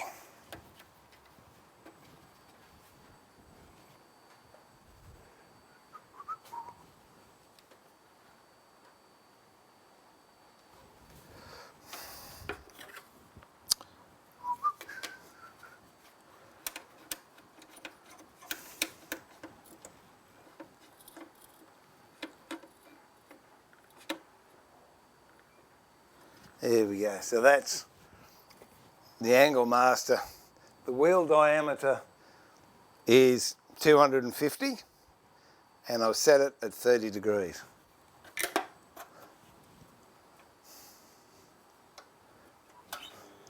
And away you go. What you can do is put black texture on there and then you can tell how it's cutting. Like I said, I haven't used this for yonks. And if you look at that, oh no, that's cutting all right. Yeah, I'm cutting there, but I haven't started cutting here. Yeah, you can tell because it's not shiny. So we'll just keep doing that for a little bit. So what I love about these blades is they don't take long to sharpen compared to Harold and Saxon chisels or Terry Gordon's. Now you can see I've ground all the way along the top of that, and I'm just feeling on the back for a burr. I can just feel it. I doubt if you can see it, but I can feel it.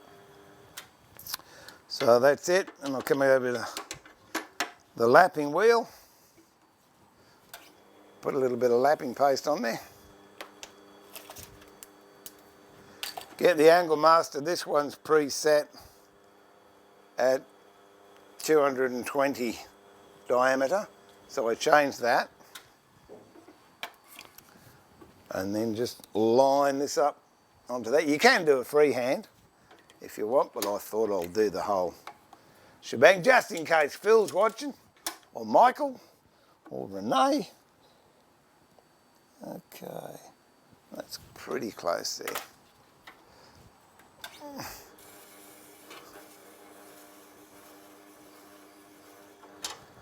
Let's have a look. Seems to be getting a nice polish.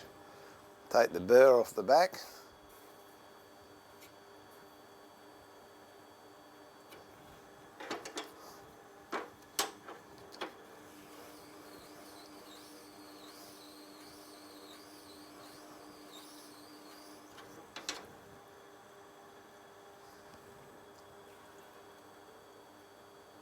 And one more for luck.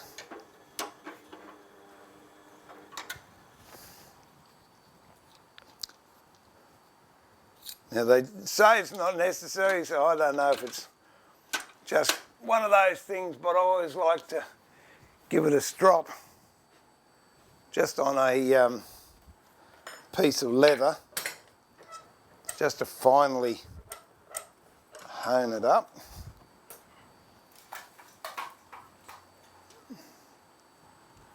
I can't find my good strop. I don't know where it is.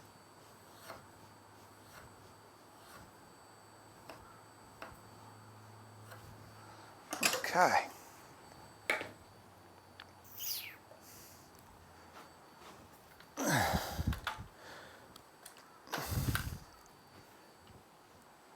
Now for me, to check if that's sharp, I just place it on the back of my thumb.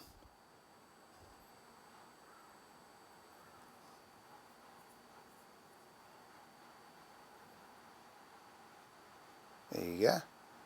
And it just hooks in, or you can, if you want to do the posy thing, you can just shave your arm. But then you end up looking as if you've got the mange, so it's not the best way in the world of doing it.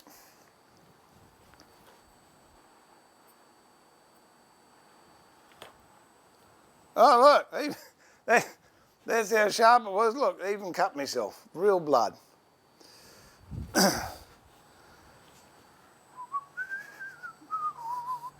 So now we put it in, you pick which hole you mount in. With these block planes, it's an exception to the rule. The bevel goes upwards. In the majority of planes, the bevel goes down, but this is what they call a low angle block plane, and the bevel goes up. So you pop that in there like that, put this on the top. Because we've moved everything, I'm going to have to retension the lever cap.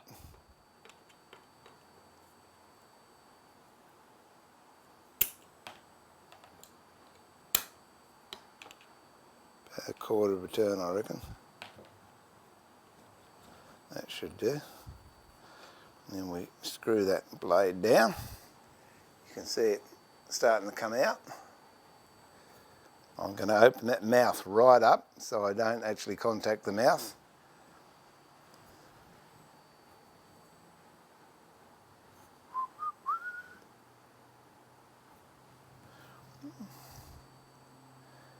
And now I can close that mouth up. I like a really, really fine cut on these.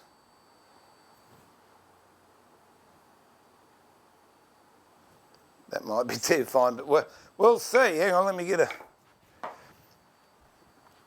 bit of timber and we'll bung it in the... Oh. We'll bung it in the vise and see how it goes. Which way's the grain going? Pretty darn straight, that.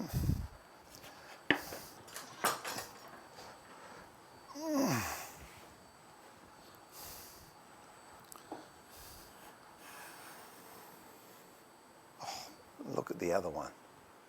That one, that's the one we want. There you go.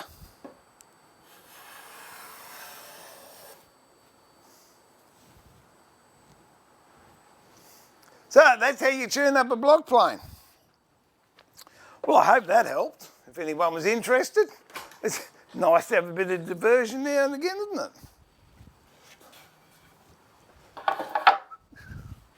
And providing you don't do what I do and neglect it and leave it sitting out so the sole can get wet and rust, that will last you for many, many hours of woodworking before you have to do anything else.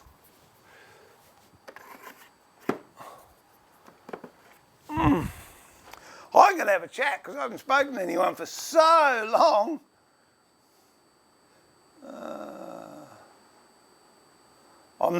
What are we? Oh, I can't go that far back. Oh dear.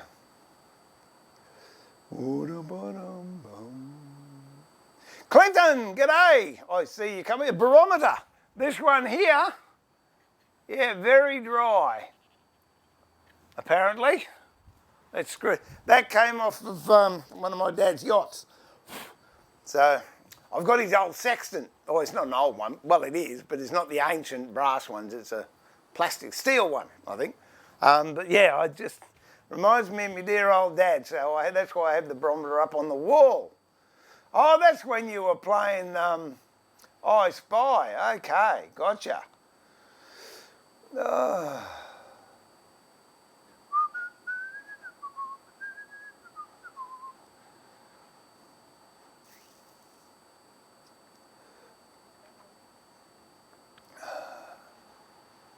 Where are we? Oh, let me go back 15 minutes. Who's popped in since then? George, g'day George, how are you? Pascal, hi, how are you? I'm just picking out the names that I haven't said g'day to. Thanks for coming in and making it all fun for everyone. Stephen, happy Easter to you too. I think I got a friend request from you too. I'll click that one. That's no dramas.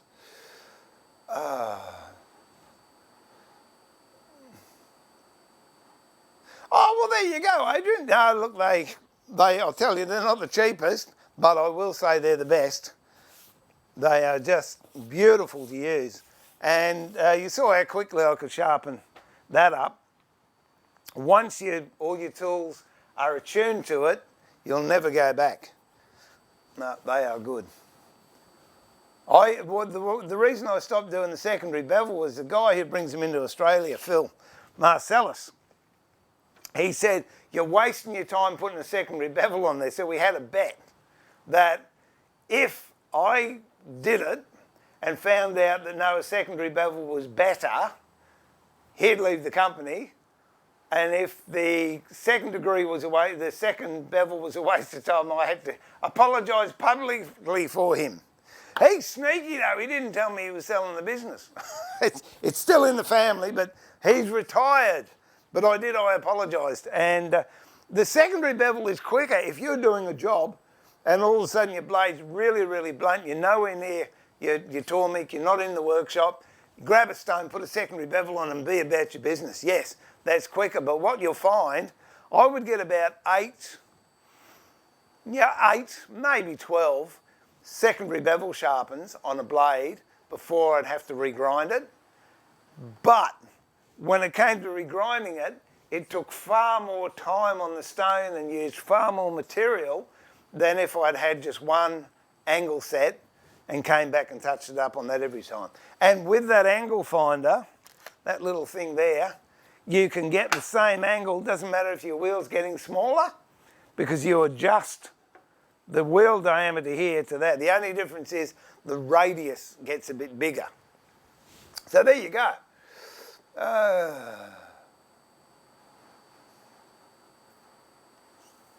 Oh, you off, Chad? Good night, Chad.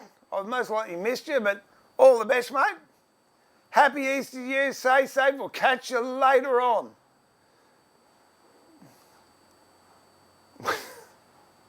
Oh, you're nice, Prunella. I don't know.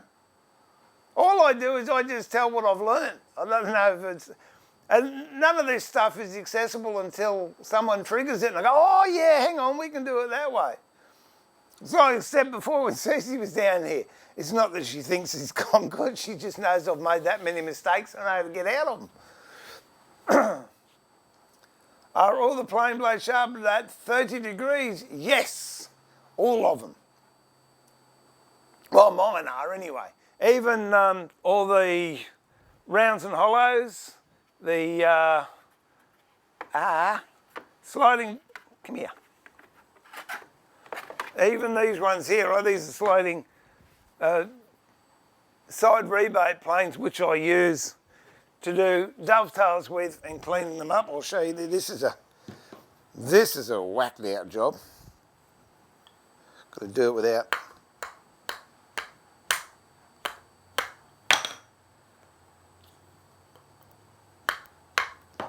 Where's a bit of wood? Here we go. Oh, good one.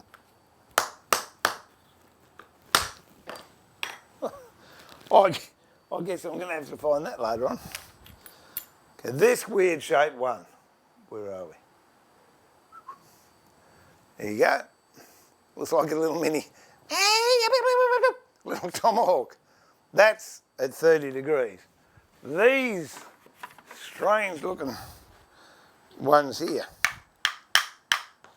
these are snipe bills.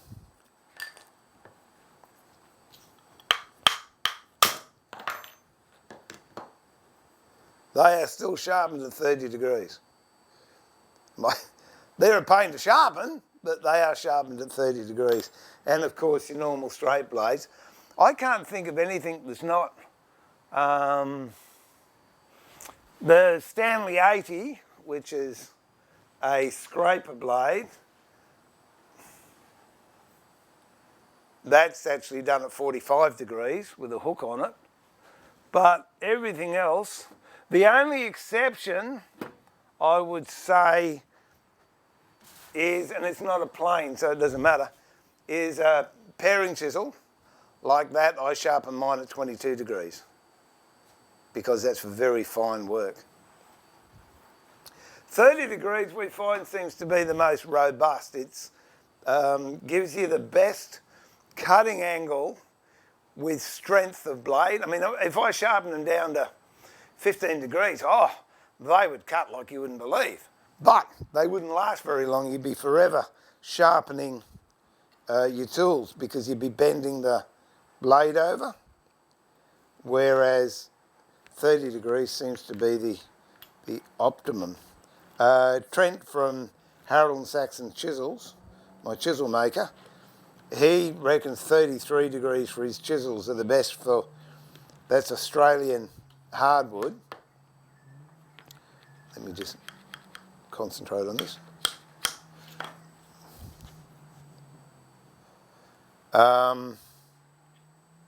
But yeah, 30 degrees. Okay, that one's done. Let me put this one back in. Whilst I can still remember how to do it. These are snipe bills. They're a specialty plane. Actually, I'll tell you what. I might just give this a quick tickle whilst it's out on the Tourmanic. On this part here, I've got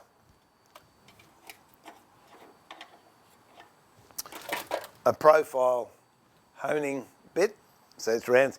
It's mainly for carving chisels, but it's good for round and hollows and weird shape stuff as well.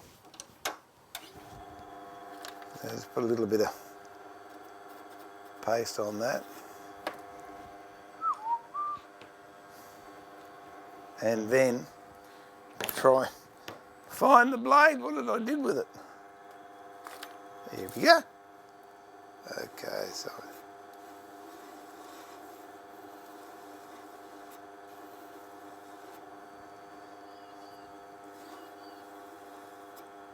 and then flatten it off.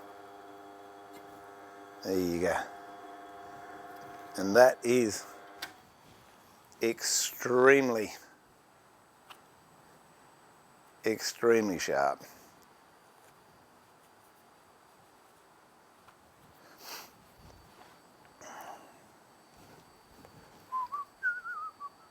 Did you get snipe bills, Ray? I can't remember.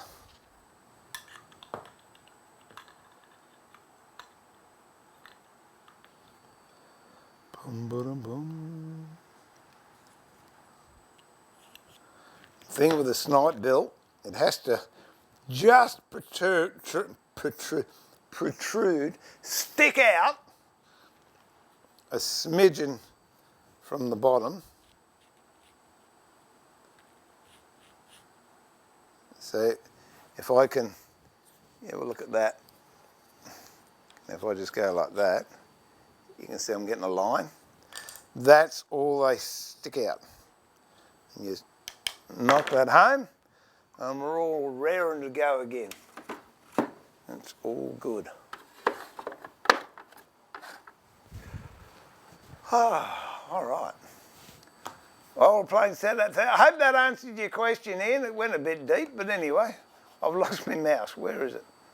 Where's me? Where's me Mickey Mouse? Oh, I found it. It had fallen off the screen. Going to have to love you and leave you. Oh dear. All right, Brian, all the best, mate. Thank you for dropping in. Appreciate your company and your support as usual. We'll catch you later on.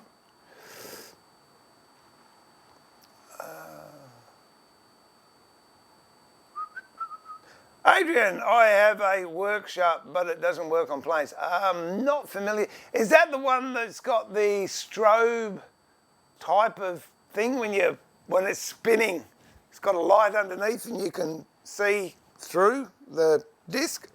I haven't used one, if that's what it is. Yeah, secondary bevels. Look, excuse me, I used them for. I'm not going to work it out now. Well, it'd have to be 30 years, 20 years, 30 years. No, 20 years, I think. I've had a Tormek for a long time, but I didn't use it to the full extent of which they are capable. But since I changed over to the larger machines, so I guess that must be 60 years. For 30 years, I was using a secondary bevel, so there you go. And your blades last longer just doing it this way. You just got to tickle them up. No, it wasn't me. No, I was thinking about sending you a friend request. Don't want to. Oh, mate, go for it. No, that's all good. I'm quite happy to answer those. And I did say to Sue, I was just answering messages and emails and what have you last night. And I said, you know, sometimes I think, oh, I won't do it today. And then all of a sudden you got so many to catch up. And I'm not complaining by any means. I'm flattered that you'd want to even be associated with me, let alone anything else. And I love the work you're sending me. If I don't give you credit for it, I apologise. By all means, you can remind me. I've been given some lovely photographs of work, and it hasn't just been woodwork either. There's been needlecraft in there, there's been drawings, photographs of people's workshops, and things that they've made, whether it's furniture or intarsia, marquetry. So yeah, happy to have it. I think it's great.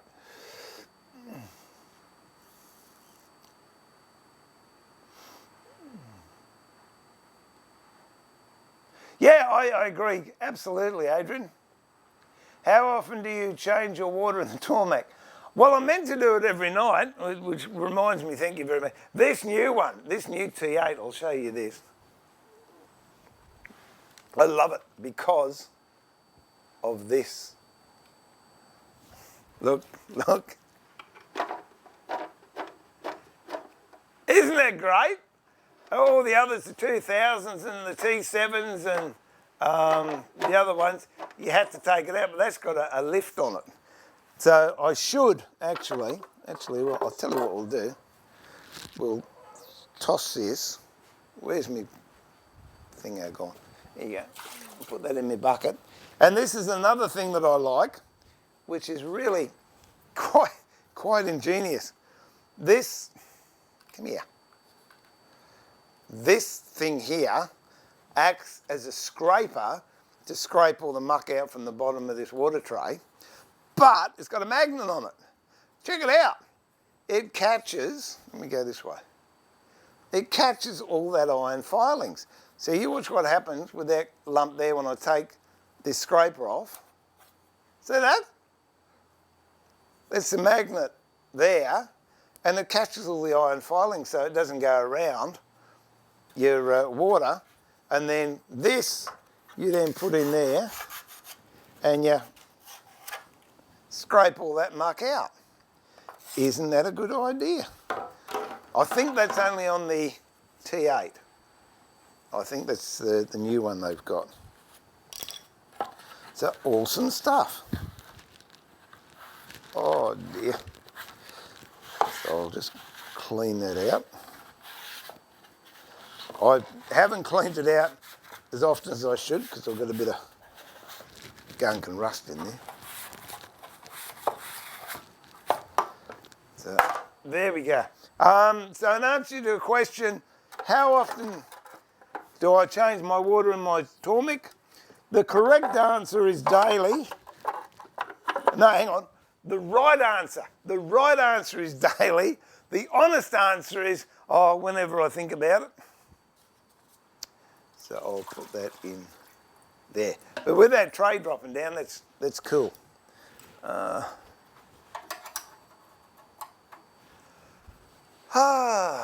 are we up to? Have I said good day, Earl? You snuck in there, good day.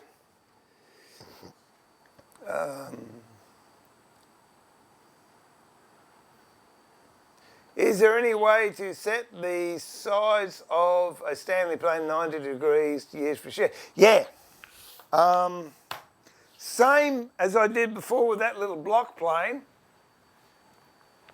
only on a bigger sheet of glass, and exactly the same. Unless you've got a mate that's got a milling machine or a grinder, not a bench grinder, a proper linisher grinder.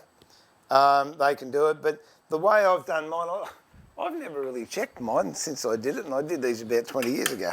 There you go.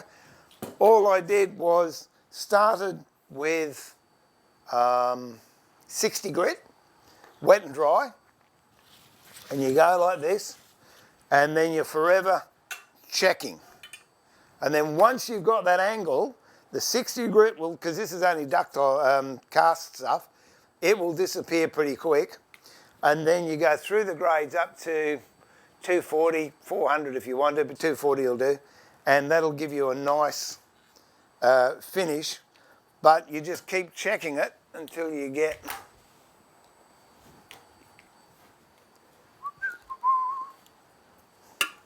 that 90 degree there. That's it. So that's the way I do, exactly the same process as I used on the block plane.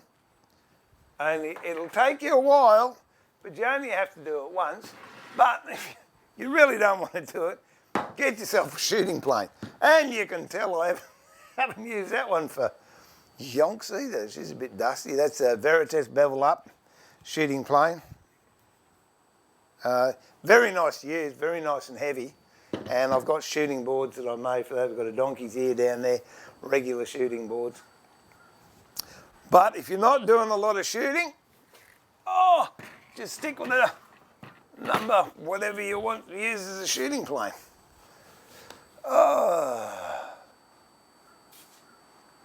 Yeah, I found that piece. How we go? Am I 10 minutes behind?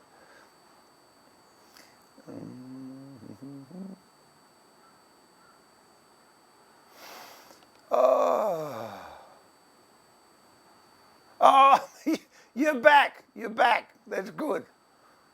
Adrian, that is.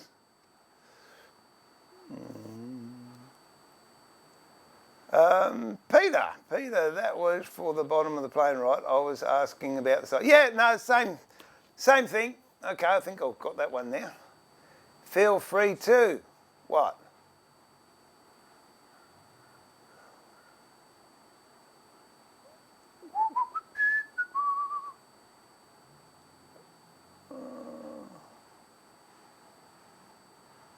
Ba-dum-bum, ba-dum. Oh, you've got the snipe bills. And, well, didn't I do that the other day? It's the same as the round and hollows, only where that snipe goes up, you just slowly do that. Or if you've got one of those, do what I did then. Because honestly, they don't get blunt. They get dull, but they don't get blunt. And a leather strop with a bit of paste should brighten them up, Ray. If you're still having problems, let me know and I'll do a segment on it.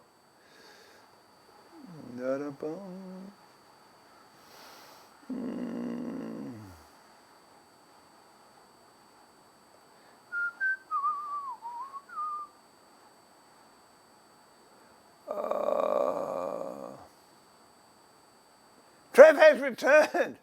Oh, there you go. Well, you in lockout.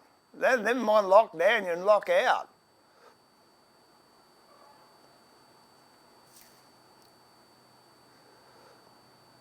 What is the main, Max, Ray, what is the main move? Oh, we're going to use that later on. Well, it's the same as a rebate plane and it's got a fence on it, Max. And it's mainly for use, not for what I was using it for the other day, it's mainly used for tenons. And I don't think we'll get around to it today. I've got some tenons to do on the fascia frame for that cabinet. So I'll show you how to do that. We'll do that tomorrow, I promise. I'm nowhere near shutting up, but I've got a heap of other stuff I want to do. So hang in there. Yeah, John, they're great. Did you get this drill bit attachment for it, or you just sharpen them freehand? Oh, then you should have grandpa naps. They're not as long, Trevor.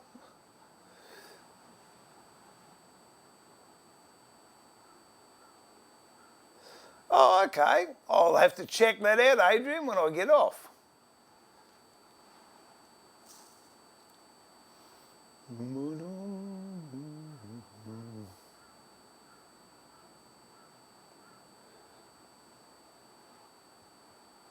Yeah, Magnum's great, isn't it?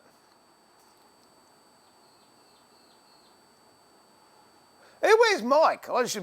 If Mike was on, that was, well, I was talking about a few days ago with marketing strategy. Tormek definitely makes stuff that you wouldn't think of that is absolutely wonderful.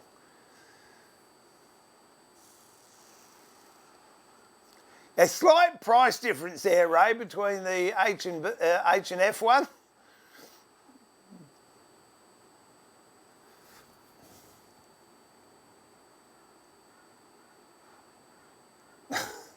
Is that one of your kids you're going to sell, or one of your kidneys, Adrian?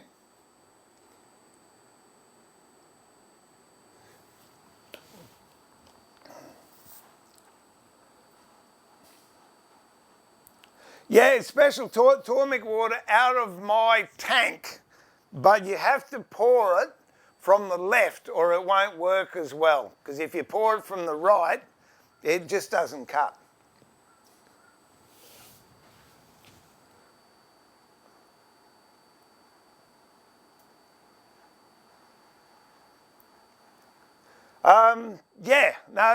That's the third one. I've got, I did have 4, I've got 3 now.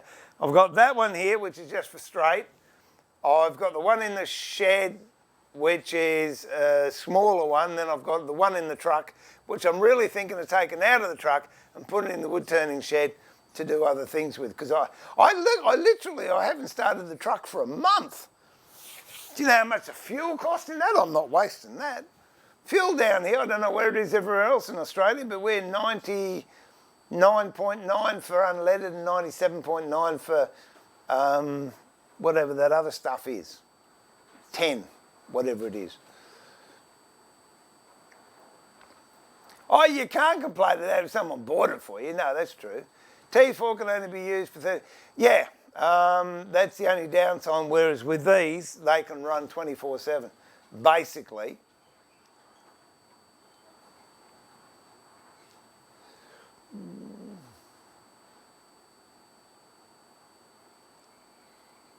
Yeah, record power is not bad. I was meant to be demonstrating the record power one at the wood show.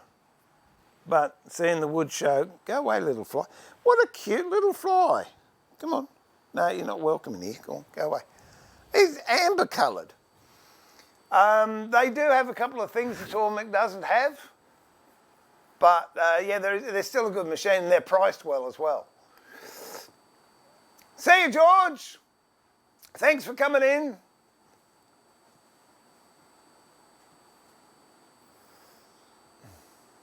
That's what it is. Thanks for explaining that, Prunella. I didn't realise why it didn't work.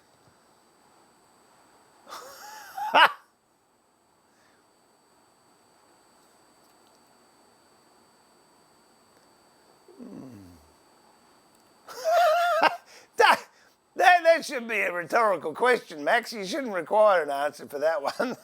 All right, now, what are we going to do? I could plane those. No, I think we'll start making a frame up for the fascia.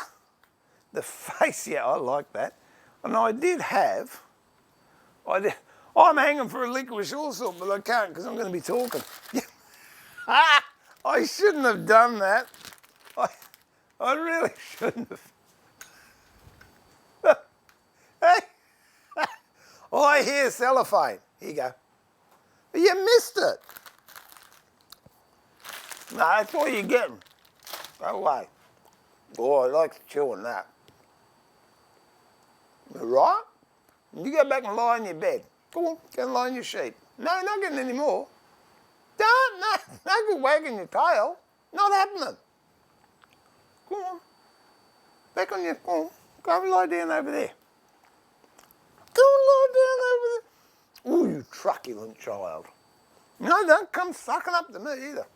All right, where's his cabinet?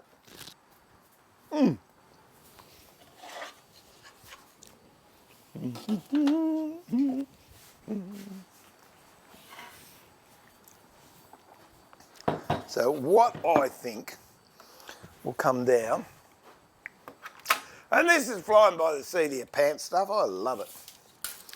I think we'll come down 500-ish. Okay, if we cut it 500, that's fine. And I did have a bit of, now you want to go out. Okay, you got your licorice, you can go. Go on, op it. I did like, there you go, I liked that size. So how big's that? Oh, that's 100, make it 110. So you can be arbitrary with these figures. You don't, it's 100 mil. That's the downside, unfortunately. Who's rung me up? Who's runged me up? Missed call from Steve-O. I'll ring him later. That's 100 Yeah, you can, you're making your own timber. You got your own timber, cut it to whatever size you like. So, I like that there. And I reckon it's got to come down that far. So that's going to be, yeah, okay, 500 by 110, 120, that'll do. 115, there, I'll compromise. Now I've got a lump of oak. I just went and cut off a slab. There we go. Just before I came in here, so she's manky and everything else about it. There's a great big lump of stuff. Just went and grabbed that out of one of the outdoors. You can tell it's got ants on it and dirt and all sorts of other muck. So what we'll do first, we'll rip this up. Actually, I think I'll rip it about 125. That way, by the time I get the wane edges off it and everything, it should be good. Where are we? There we are. So we'll make a bit of space here.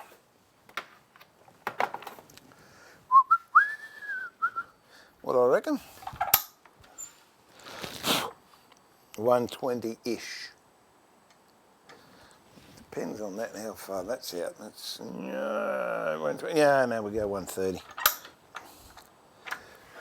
No point in quibbling about it. Find out how long it is. Have you seen these? Have you seen these? BMI measuring tapes. Now I've got to get it so you can see it. Here we go. Measuring tape. Open it, press the button, and it just goes out of its own accord. But you've got to pull it back in. Isn't that cool? All right, so how thick's this? 35. We'll go, oh dear. Crank that up a bit more. That'll do.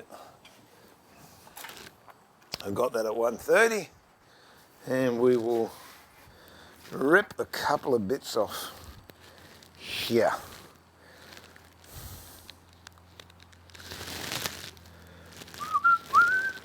That looks a bit hanky-spanky now. I don't know if I like that. I'm just looking at these.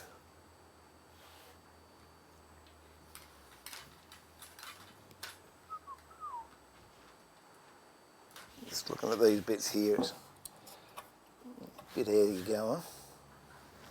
But, no, I think they'll be all right. It's got a nice medullary raise there too. So, okay. So this is sort of freehand with a fence. Oh dear, I'll tell you what, it's heavy. Oh, crikey.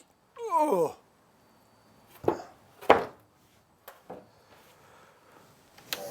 Turn him on. Make sure the blade's coming on top of that. I'll have a little bit further. There you go, that'll do.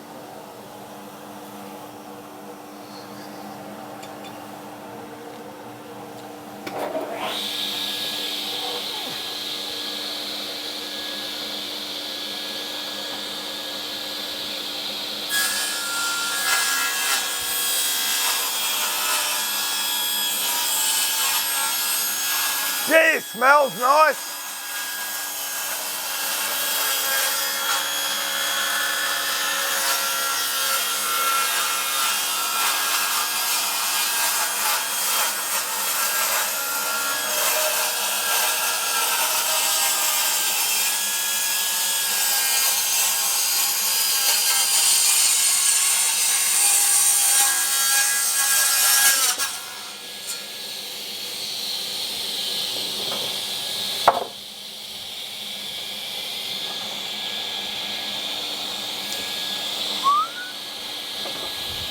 Okay,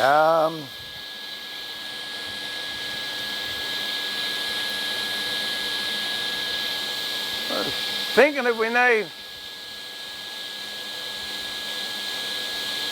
got 1, 2. We might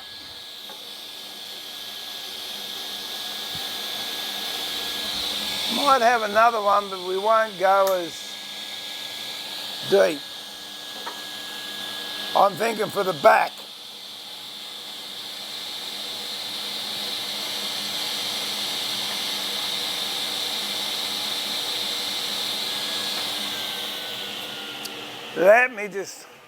Let me have a think. This is think time. So I'll have one of these while I'm thinking. Oh, they're nice. Because I want to echo it to the back, but not as much.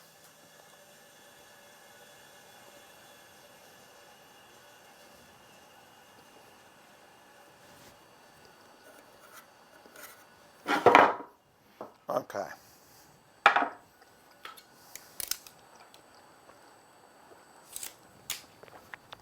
We'll do one at 90, and you will see why as we progress. Okay, so we'll change this to 90 mil there.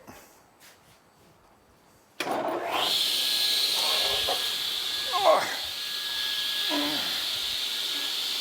whack it through.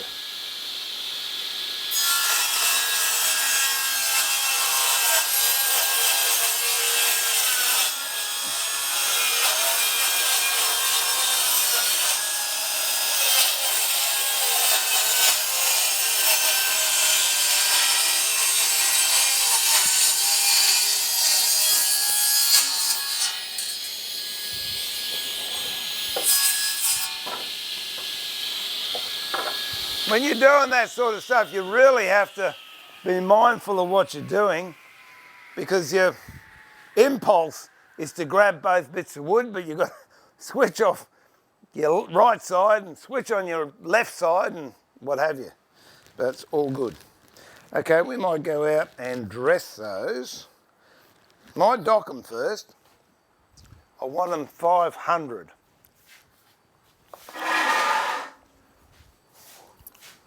So we'll go over here.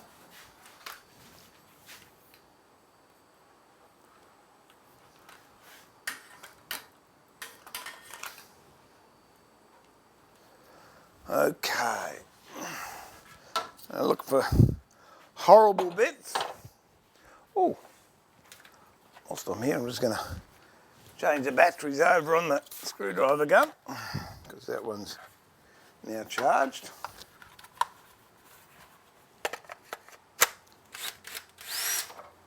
And we'll put this one on.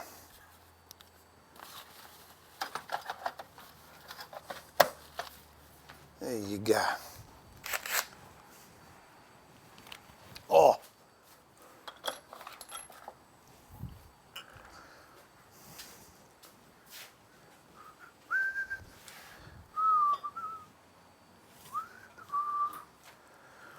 Now I'm just looking for anything that's horrible. That's not too bad, so I can dock this one off here and we'll get a nice clean edge.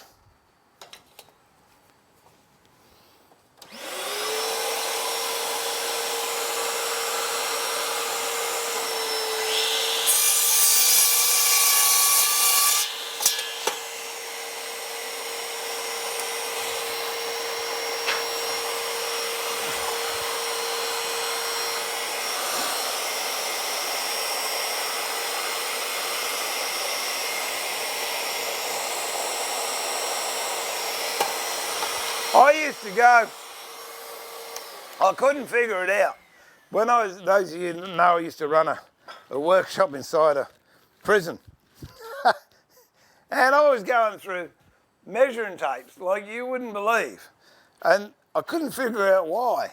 Until one day I watched them up on the docking saw, and they're measuring like this, and then they're cutting Straight through the measuring tape. Oh dear, oh dear. I was doing about 12 measuring tapes a week.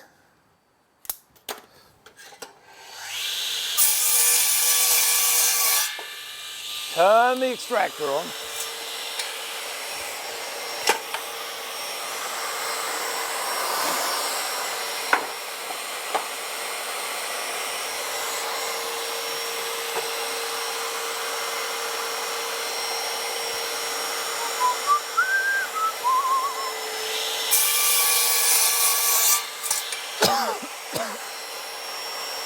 That nicely got rid of a knot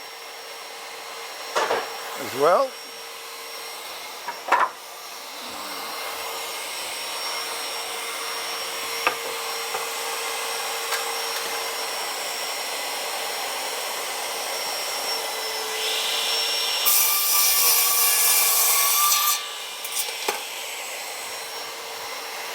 Gee, that stuff smells nice.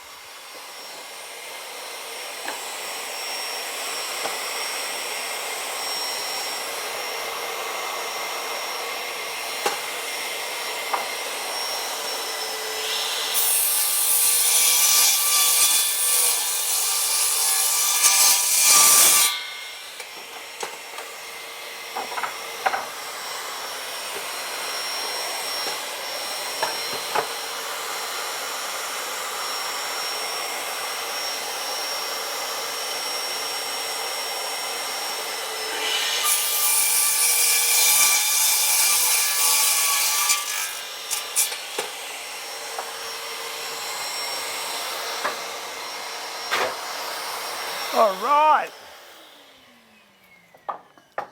Now we'll go and dress those in the tick, or we'll go and have a yarn first. Oh, good on me.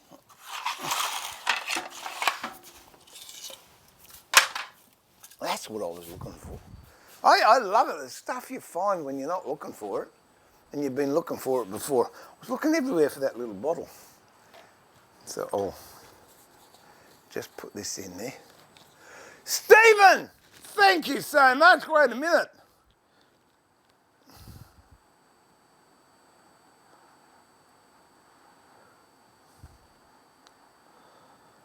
Let's put this in here. And then I'll put some of that back into, there you go.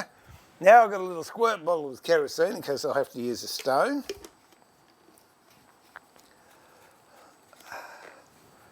Oh, so that can go there, that can go up there, and I'll go there.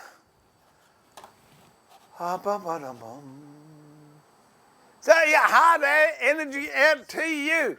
Stephen, Kerwin, thank you so much, mate. I appreciate that. And I hope you enjoy it. You'll get all the other stuff. You're a member of the elite and everything, but I don't say that, someone else does. Thank you for that. Bob's, you heard Num Num? Yeah, he did too.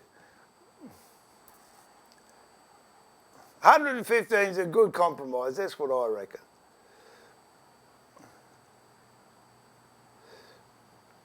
Oh, we might get, no, I don't know. I'm thinking if I'm going to use a router on this job. No, I might not. We might just do all this hand tool, see when we got the time.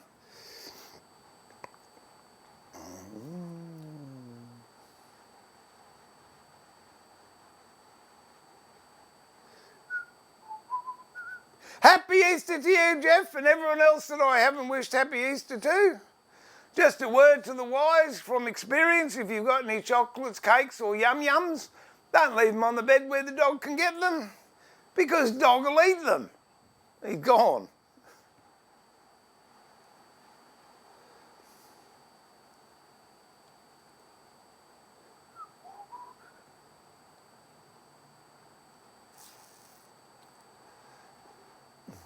Hey, Randy, how are you? Did I miss you too, sneaking in there?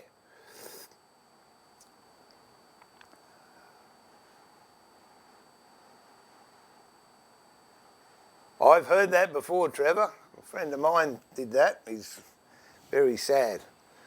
his brother committed suicide, and he went to go and see his mother, and his mother said the wrong kid shot himself.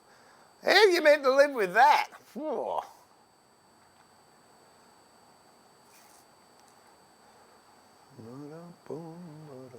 Oh, you know they've started. Well, that's wonderful. G'day, MC. Good to see you in. I hope you're out and about and feeling good. And again, double thanks, Stephen. I appreciate that. Zen on yesterday and Stephen today. That's it. We're growing. How long do you leave your timber before you use it? That depends, Max. If I'm buying it just because I want to buy timber, I'll leave it in there for 15 years. If I'm buying it from, say, Bunnings or big box warehouse, I'll bring it home, machine it, leave it for a couple of days, then I'll use it.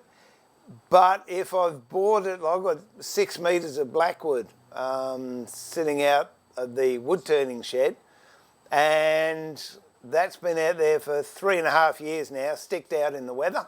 So I'm starting to use that now. The rule of thumb is a year an inch and a year for luck. So if you've got a 3-inch board, it means you leave it out there for 3 years in the weather and then another year for luck. But in all honesty, if it's a 3-inch board, it's still going to be wet in the middle. That really only works for anything up to 2-inch boards. So that's the rule of thumb I use. I've got a lot of 4-inch coachwood and 3-inch coachwood out there. And that's, crikey, I think that's been out drying for 10 years, 12 years. And I guarantee you, if I rip that down the middle, which I will later on, it's still going to be wet in the middle. So, yeah. But be mindful of that. When you've machined up timber from a large piece, don't put it straight into the job. Allow it to acclimatise, because the inside is going to be wet, the outside is going to be dry. The pressure you've released on the inside will expand, and because the outside's dry, it'll cup away from the heart. So you can either do one or two things. You let it normalise, and the moisture content on the inside, what was the inside, will evaporate, and gradually it will flatten out. Or the other thing is the cup part, like a cattle trough, just throw water in there, and the next day you come back and it'll be nice and flat. There you go.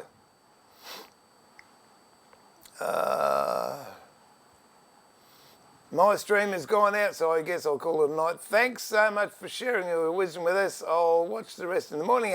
Happy Easter, Radio. Thank you so much for coming on board, and appreciate your company and support. Does anyone know why Steve stopped doing... Ask me, because I'm the best one. Yeah, it just didn't take off, Zeno. It didn't take off. I really thought it would have been a laydown. I had quite a large following in Singapore. I really thought it would have been taken up in the US or possibly Scandinavian countries because it was inside. But yeah, it just didn't take off. So that's it. It's all down here now.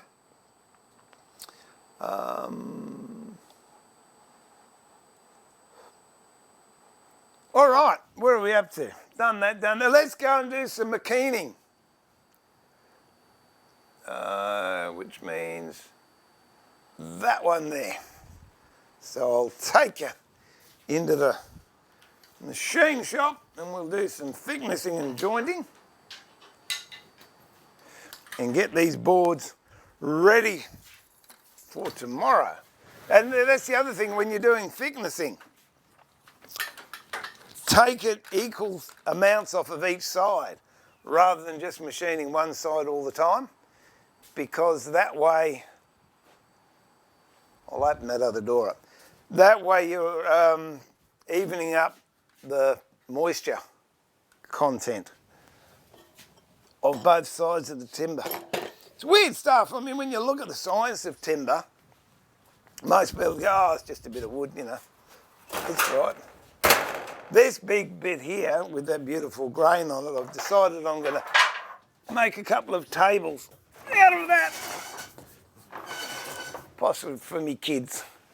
So I was listening to Neil Diamond last night while I was working, and he was doing Morning Song. And this bloke died, very sad, this bloke died, and no one was there, no one really gave tuppenny halfpenny about him. But when they went back, they found that he'd carved this table made of wood, and in it he'd carved for my children. And they sat around the table and remembered him. All good stuff. All right, I'm going to do this for starters. So it's going to get noisy. And again, I'm looking, if I've got any cups, it's a bit there, so we'll do that bit. And the grain's running that way, so we'll do that one that way.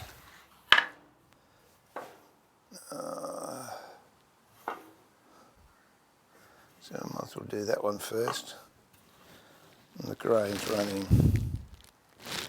that way. Do that bit. And the grain is running that way. And this last bit, it's got a woof in it like that, so I'll do the underside first. And the grain's running that way. Okay, let's rock and roll. I'll turn on the dusty, shut that one down, turn that one off, open that one up.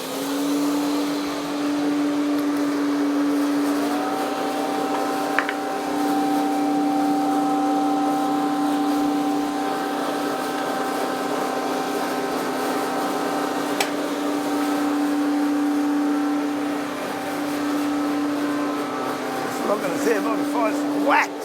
Here we go.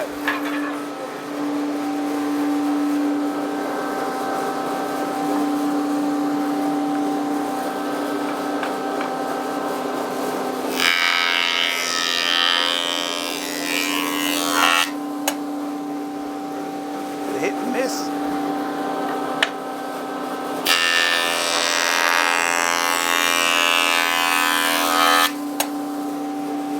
That's not too bad.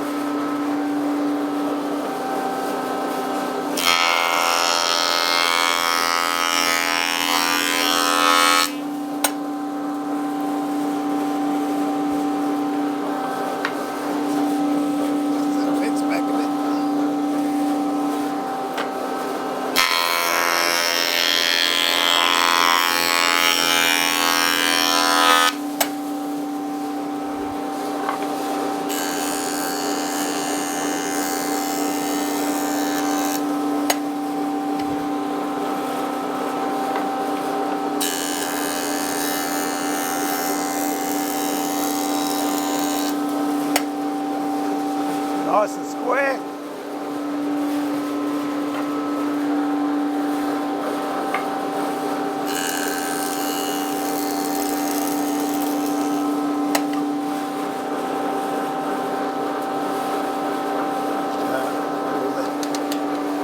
Thickness goes first. I'm going against the grain on that one.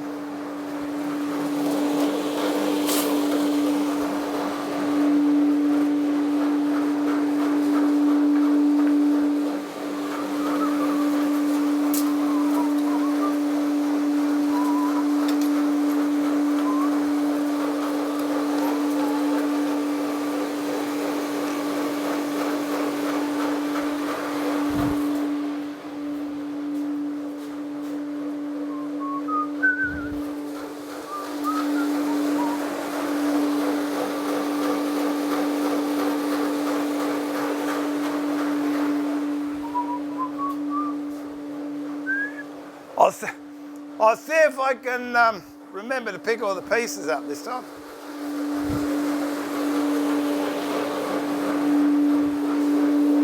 Oh.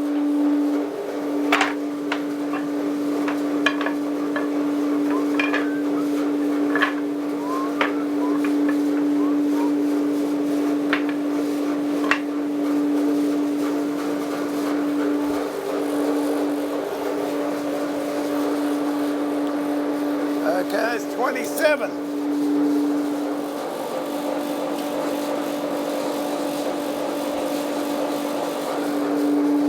Set it about 26. So here we go.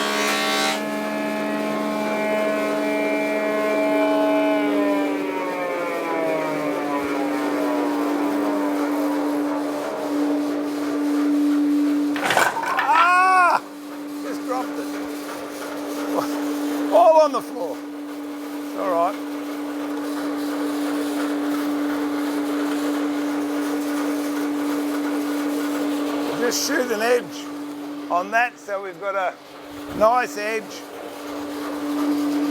to run along the saw.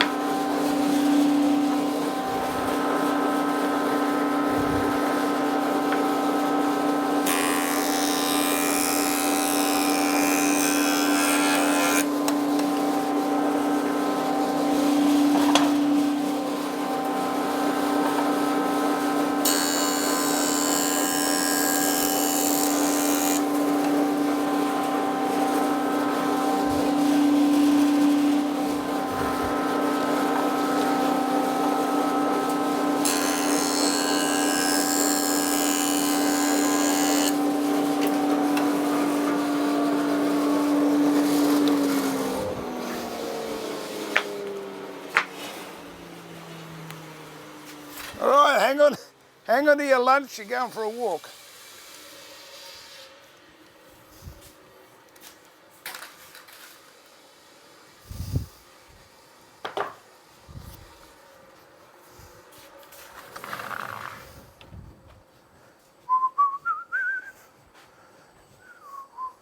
There.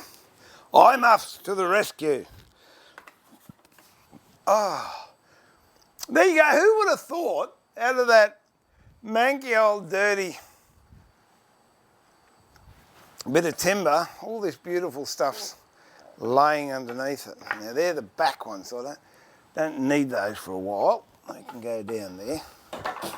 And what I've done, I've actually cut those to my preferred size. And if you look at the real arts and crafts furniture out there, the size that they generally cut to was 22 mil.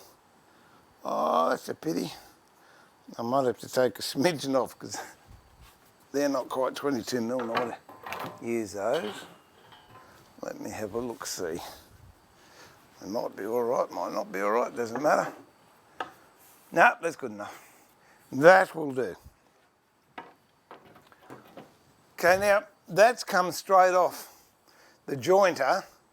So if you want to stick with the hand-made sort of thing, I would run, in fact I'll run a plane up there and just take one cut off it. Now I know that that bit of timber there has just come off the jointer, so I know it's dead square and dead flat. So all I want to do is take out the machining marks, and there'll be little ridges where the blades hit and miss, hit and miss. Just grab a block plane, a nice sharp one. We know this one's sharp. And if you run that, oh shoot, should have put water in there, shouldn't I? I was going to say run it up there once. I think we might have to run it up there twice now. That is one reason to have water in there, so that doesn't happen.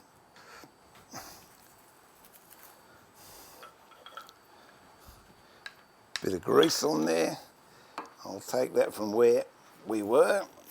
Okay, so now I'll go one nice cut all the way up. I just felt a bump there. There you go. All right, now that's nice and smooth. It's got a planed edge, no machining marks. And seeing we've done it now, we don't have to worry about it later on. So often you get to a job and you finish it and then you go, oh darn, I haven't taken those marks off. So we'll do that now and then it's done. Where there's other two bits I said I was going to worry about, I'll do it to them too.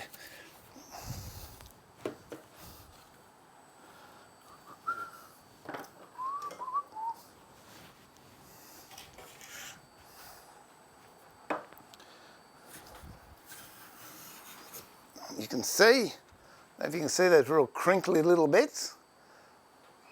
Oh, that was a good shot, just when it went out of focus. They're the machining marks you're taking off.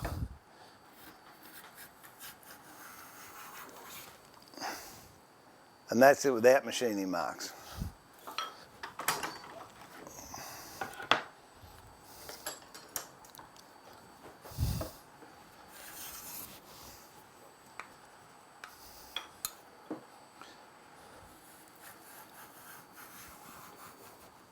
There you go. And the good thing is we just did that plane up, so you know there's no chicanery going on because we sharpened that plane live. And I couldn't be bothered getting my other one out. Now we could either rip these to size, for time. Rip these for size.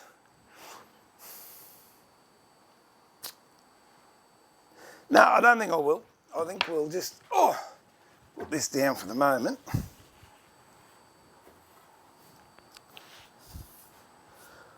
Might plane a couple of those VJ boards or shiplap boards. Nice way to finish off the day. And then we can, I'm going to put these over here. So it's really been a hand planing sort of day, isn't it? And there's nothing wrong with that at all. I don't mind hand planing days.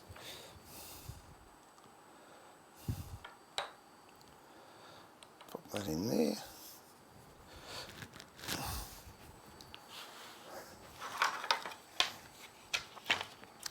Let me see.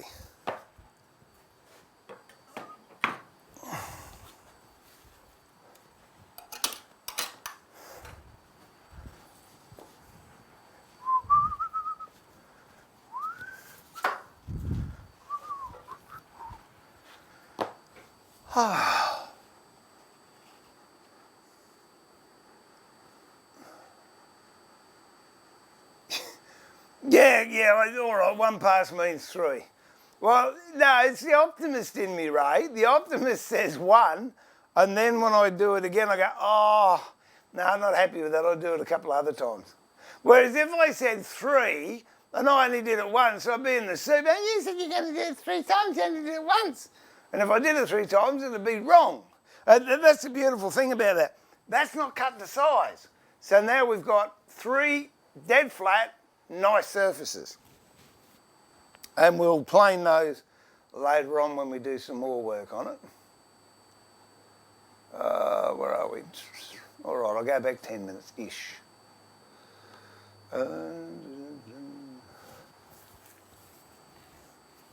I'm with you on that. Children can undo child-proof things.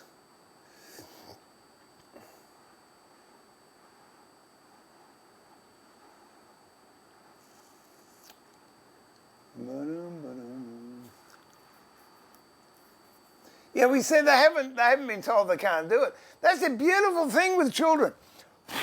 No one's whacked limiters on them before they go to school and get told they can't do that, they're not allowed to do that, they're not qualified to do that, they're not too big for do it. And they just go about it. I did something once. Somebody, how'd you do this? So I just, I've been trying to do that for ages. I said, well, I just did this, that and the other. Can you do it again? And once they told me it was hard to do, I couldn't do it again.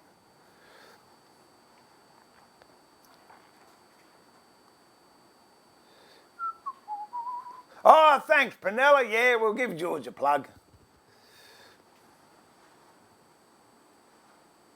Eye muffs. George will be happy. I should get him to send you a pair of eye muffs. He's a nice bloke, George.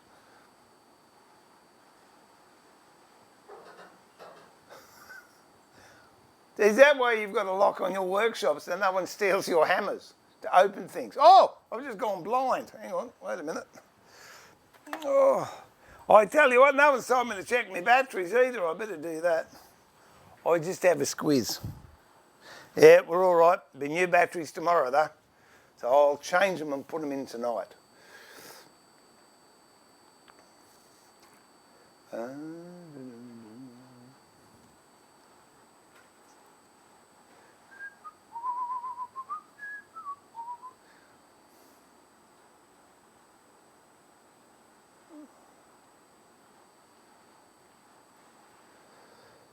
Oh.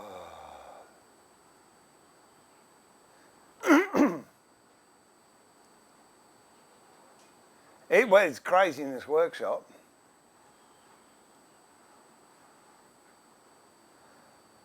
Ah. There you go. All right, well, might do a little bit of this. Just before we finish off, I'm quite enjoying. Oh, look, I'll do both. I don't care. I'm just going to do, what have I got? 6 boards. We'll do 6 boards.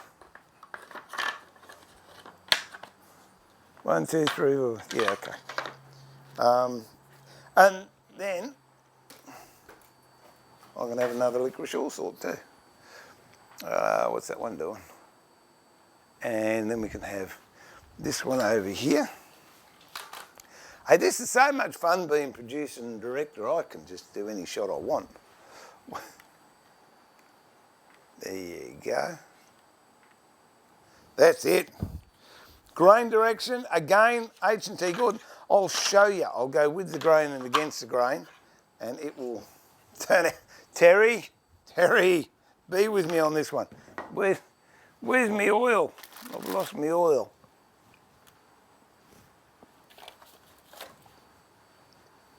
Where did I put it? Oh, there it is. There you go. Oil.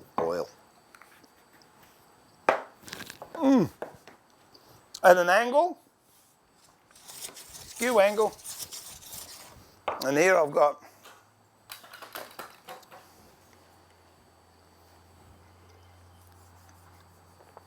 sun-bleached timber that we didn't take off with the machining, so we'll keep going until that's gone.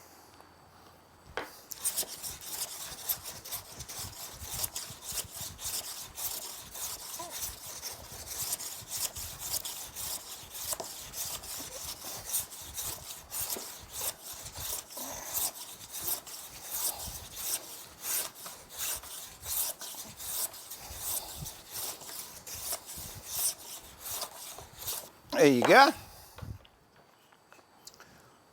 That's taken all that out. Another one.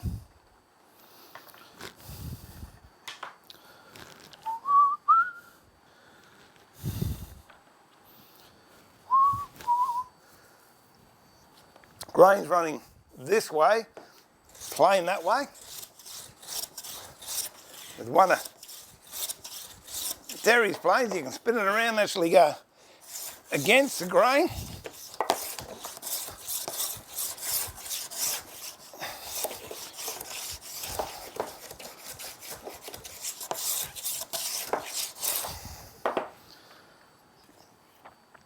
There's no tear out.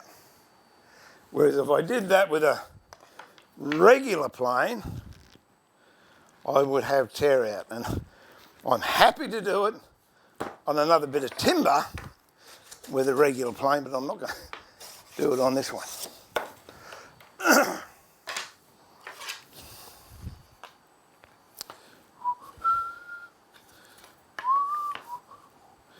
It's important that you get to know what the grain's doing, because it's so easy once you know which way it's going not to stuff things up. Okay, here you go, I've got cranky grain here.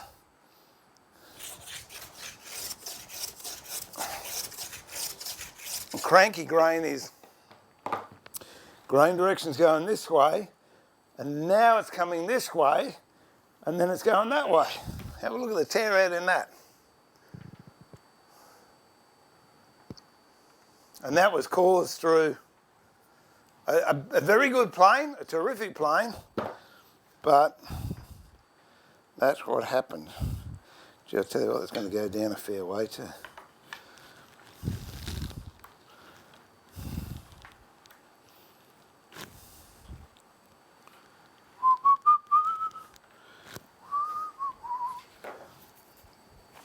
I'll do a bit of a deeper set on this one. Just see if we can get it out.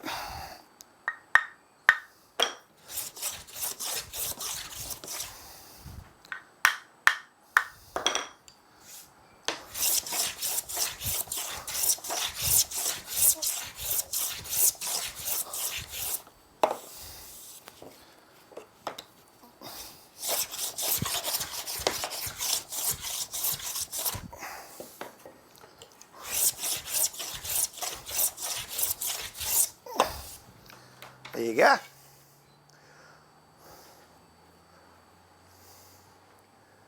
Gone.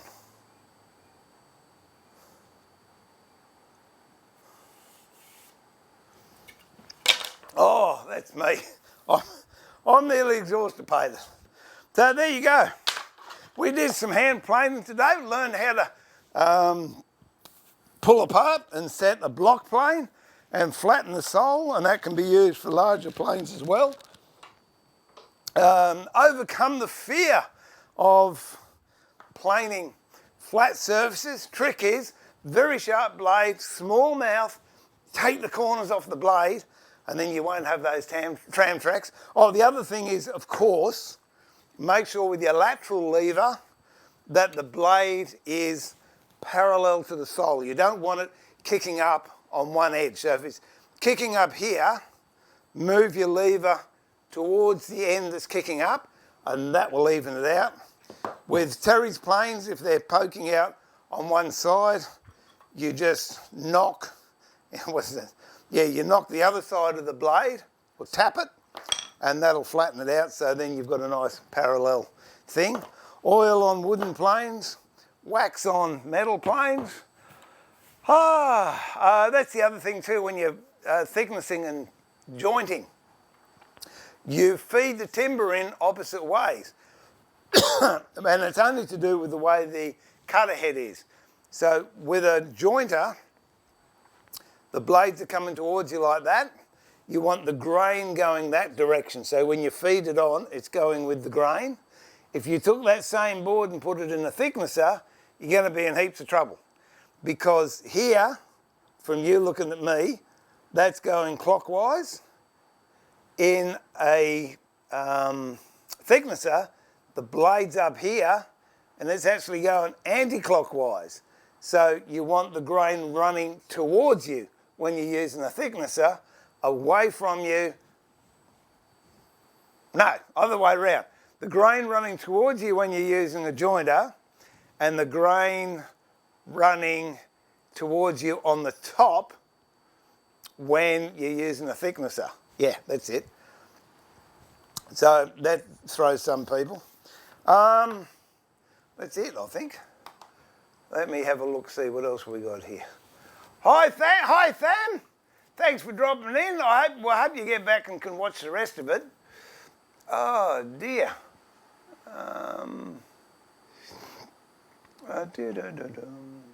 He did. He snuck in really quietly, didn't he?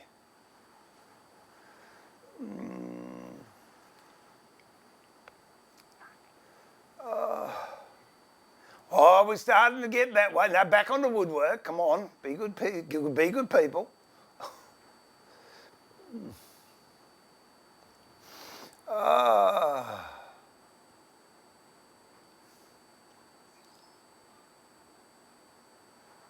Randy, restored to number 4 plane. It's a real stick in the mud to use.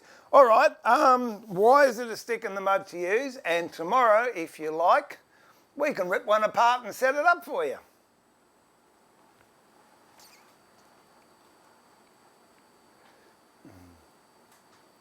You had too much sawdust in your blood. That's what it was, Prunella.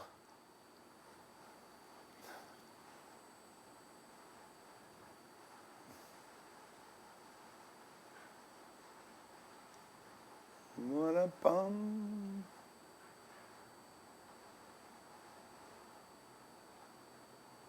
Yeah, I've picked that one up. I'm good to go on that.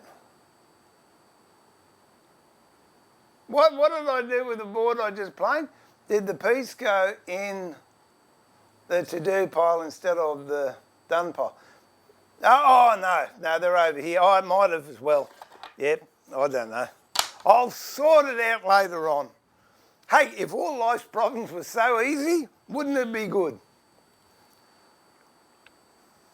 You're right, Stephen. I put it back in that pile. It should have gone into that pile.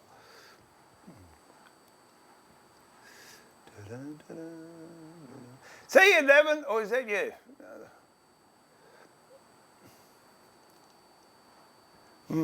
What? Which one was it? It was that bit, wasn't it? Okay. They're happy now? Oh, I've got to look after my new members. Oh, well, that's it. I reckon great stream. Well, I've enjoyed it. Been really productive. Got no idea what direction they're going to go, and I just come down here, turn it on, and I've got an inkling of what I'd like to do, but we meander. What is it? He that wanders is not lost. There you go. That should be the motto for the show. And don't forget, be the reason someone smiles. So that's it. Thank you, everyone. Thanks for the mods. Thanks for everyone in the chat room. You've been an absolute delight. I really enjoy your energy, your thoughts, your conversations, and your correspondence afterwards, which is fantastic. Don't forget, if you want a HNT catalogue, send Terry an email at hntgordon.com.au and tell him the answer. The question was, what timber does Terry use to make his Gidgee planes?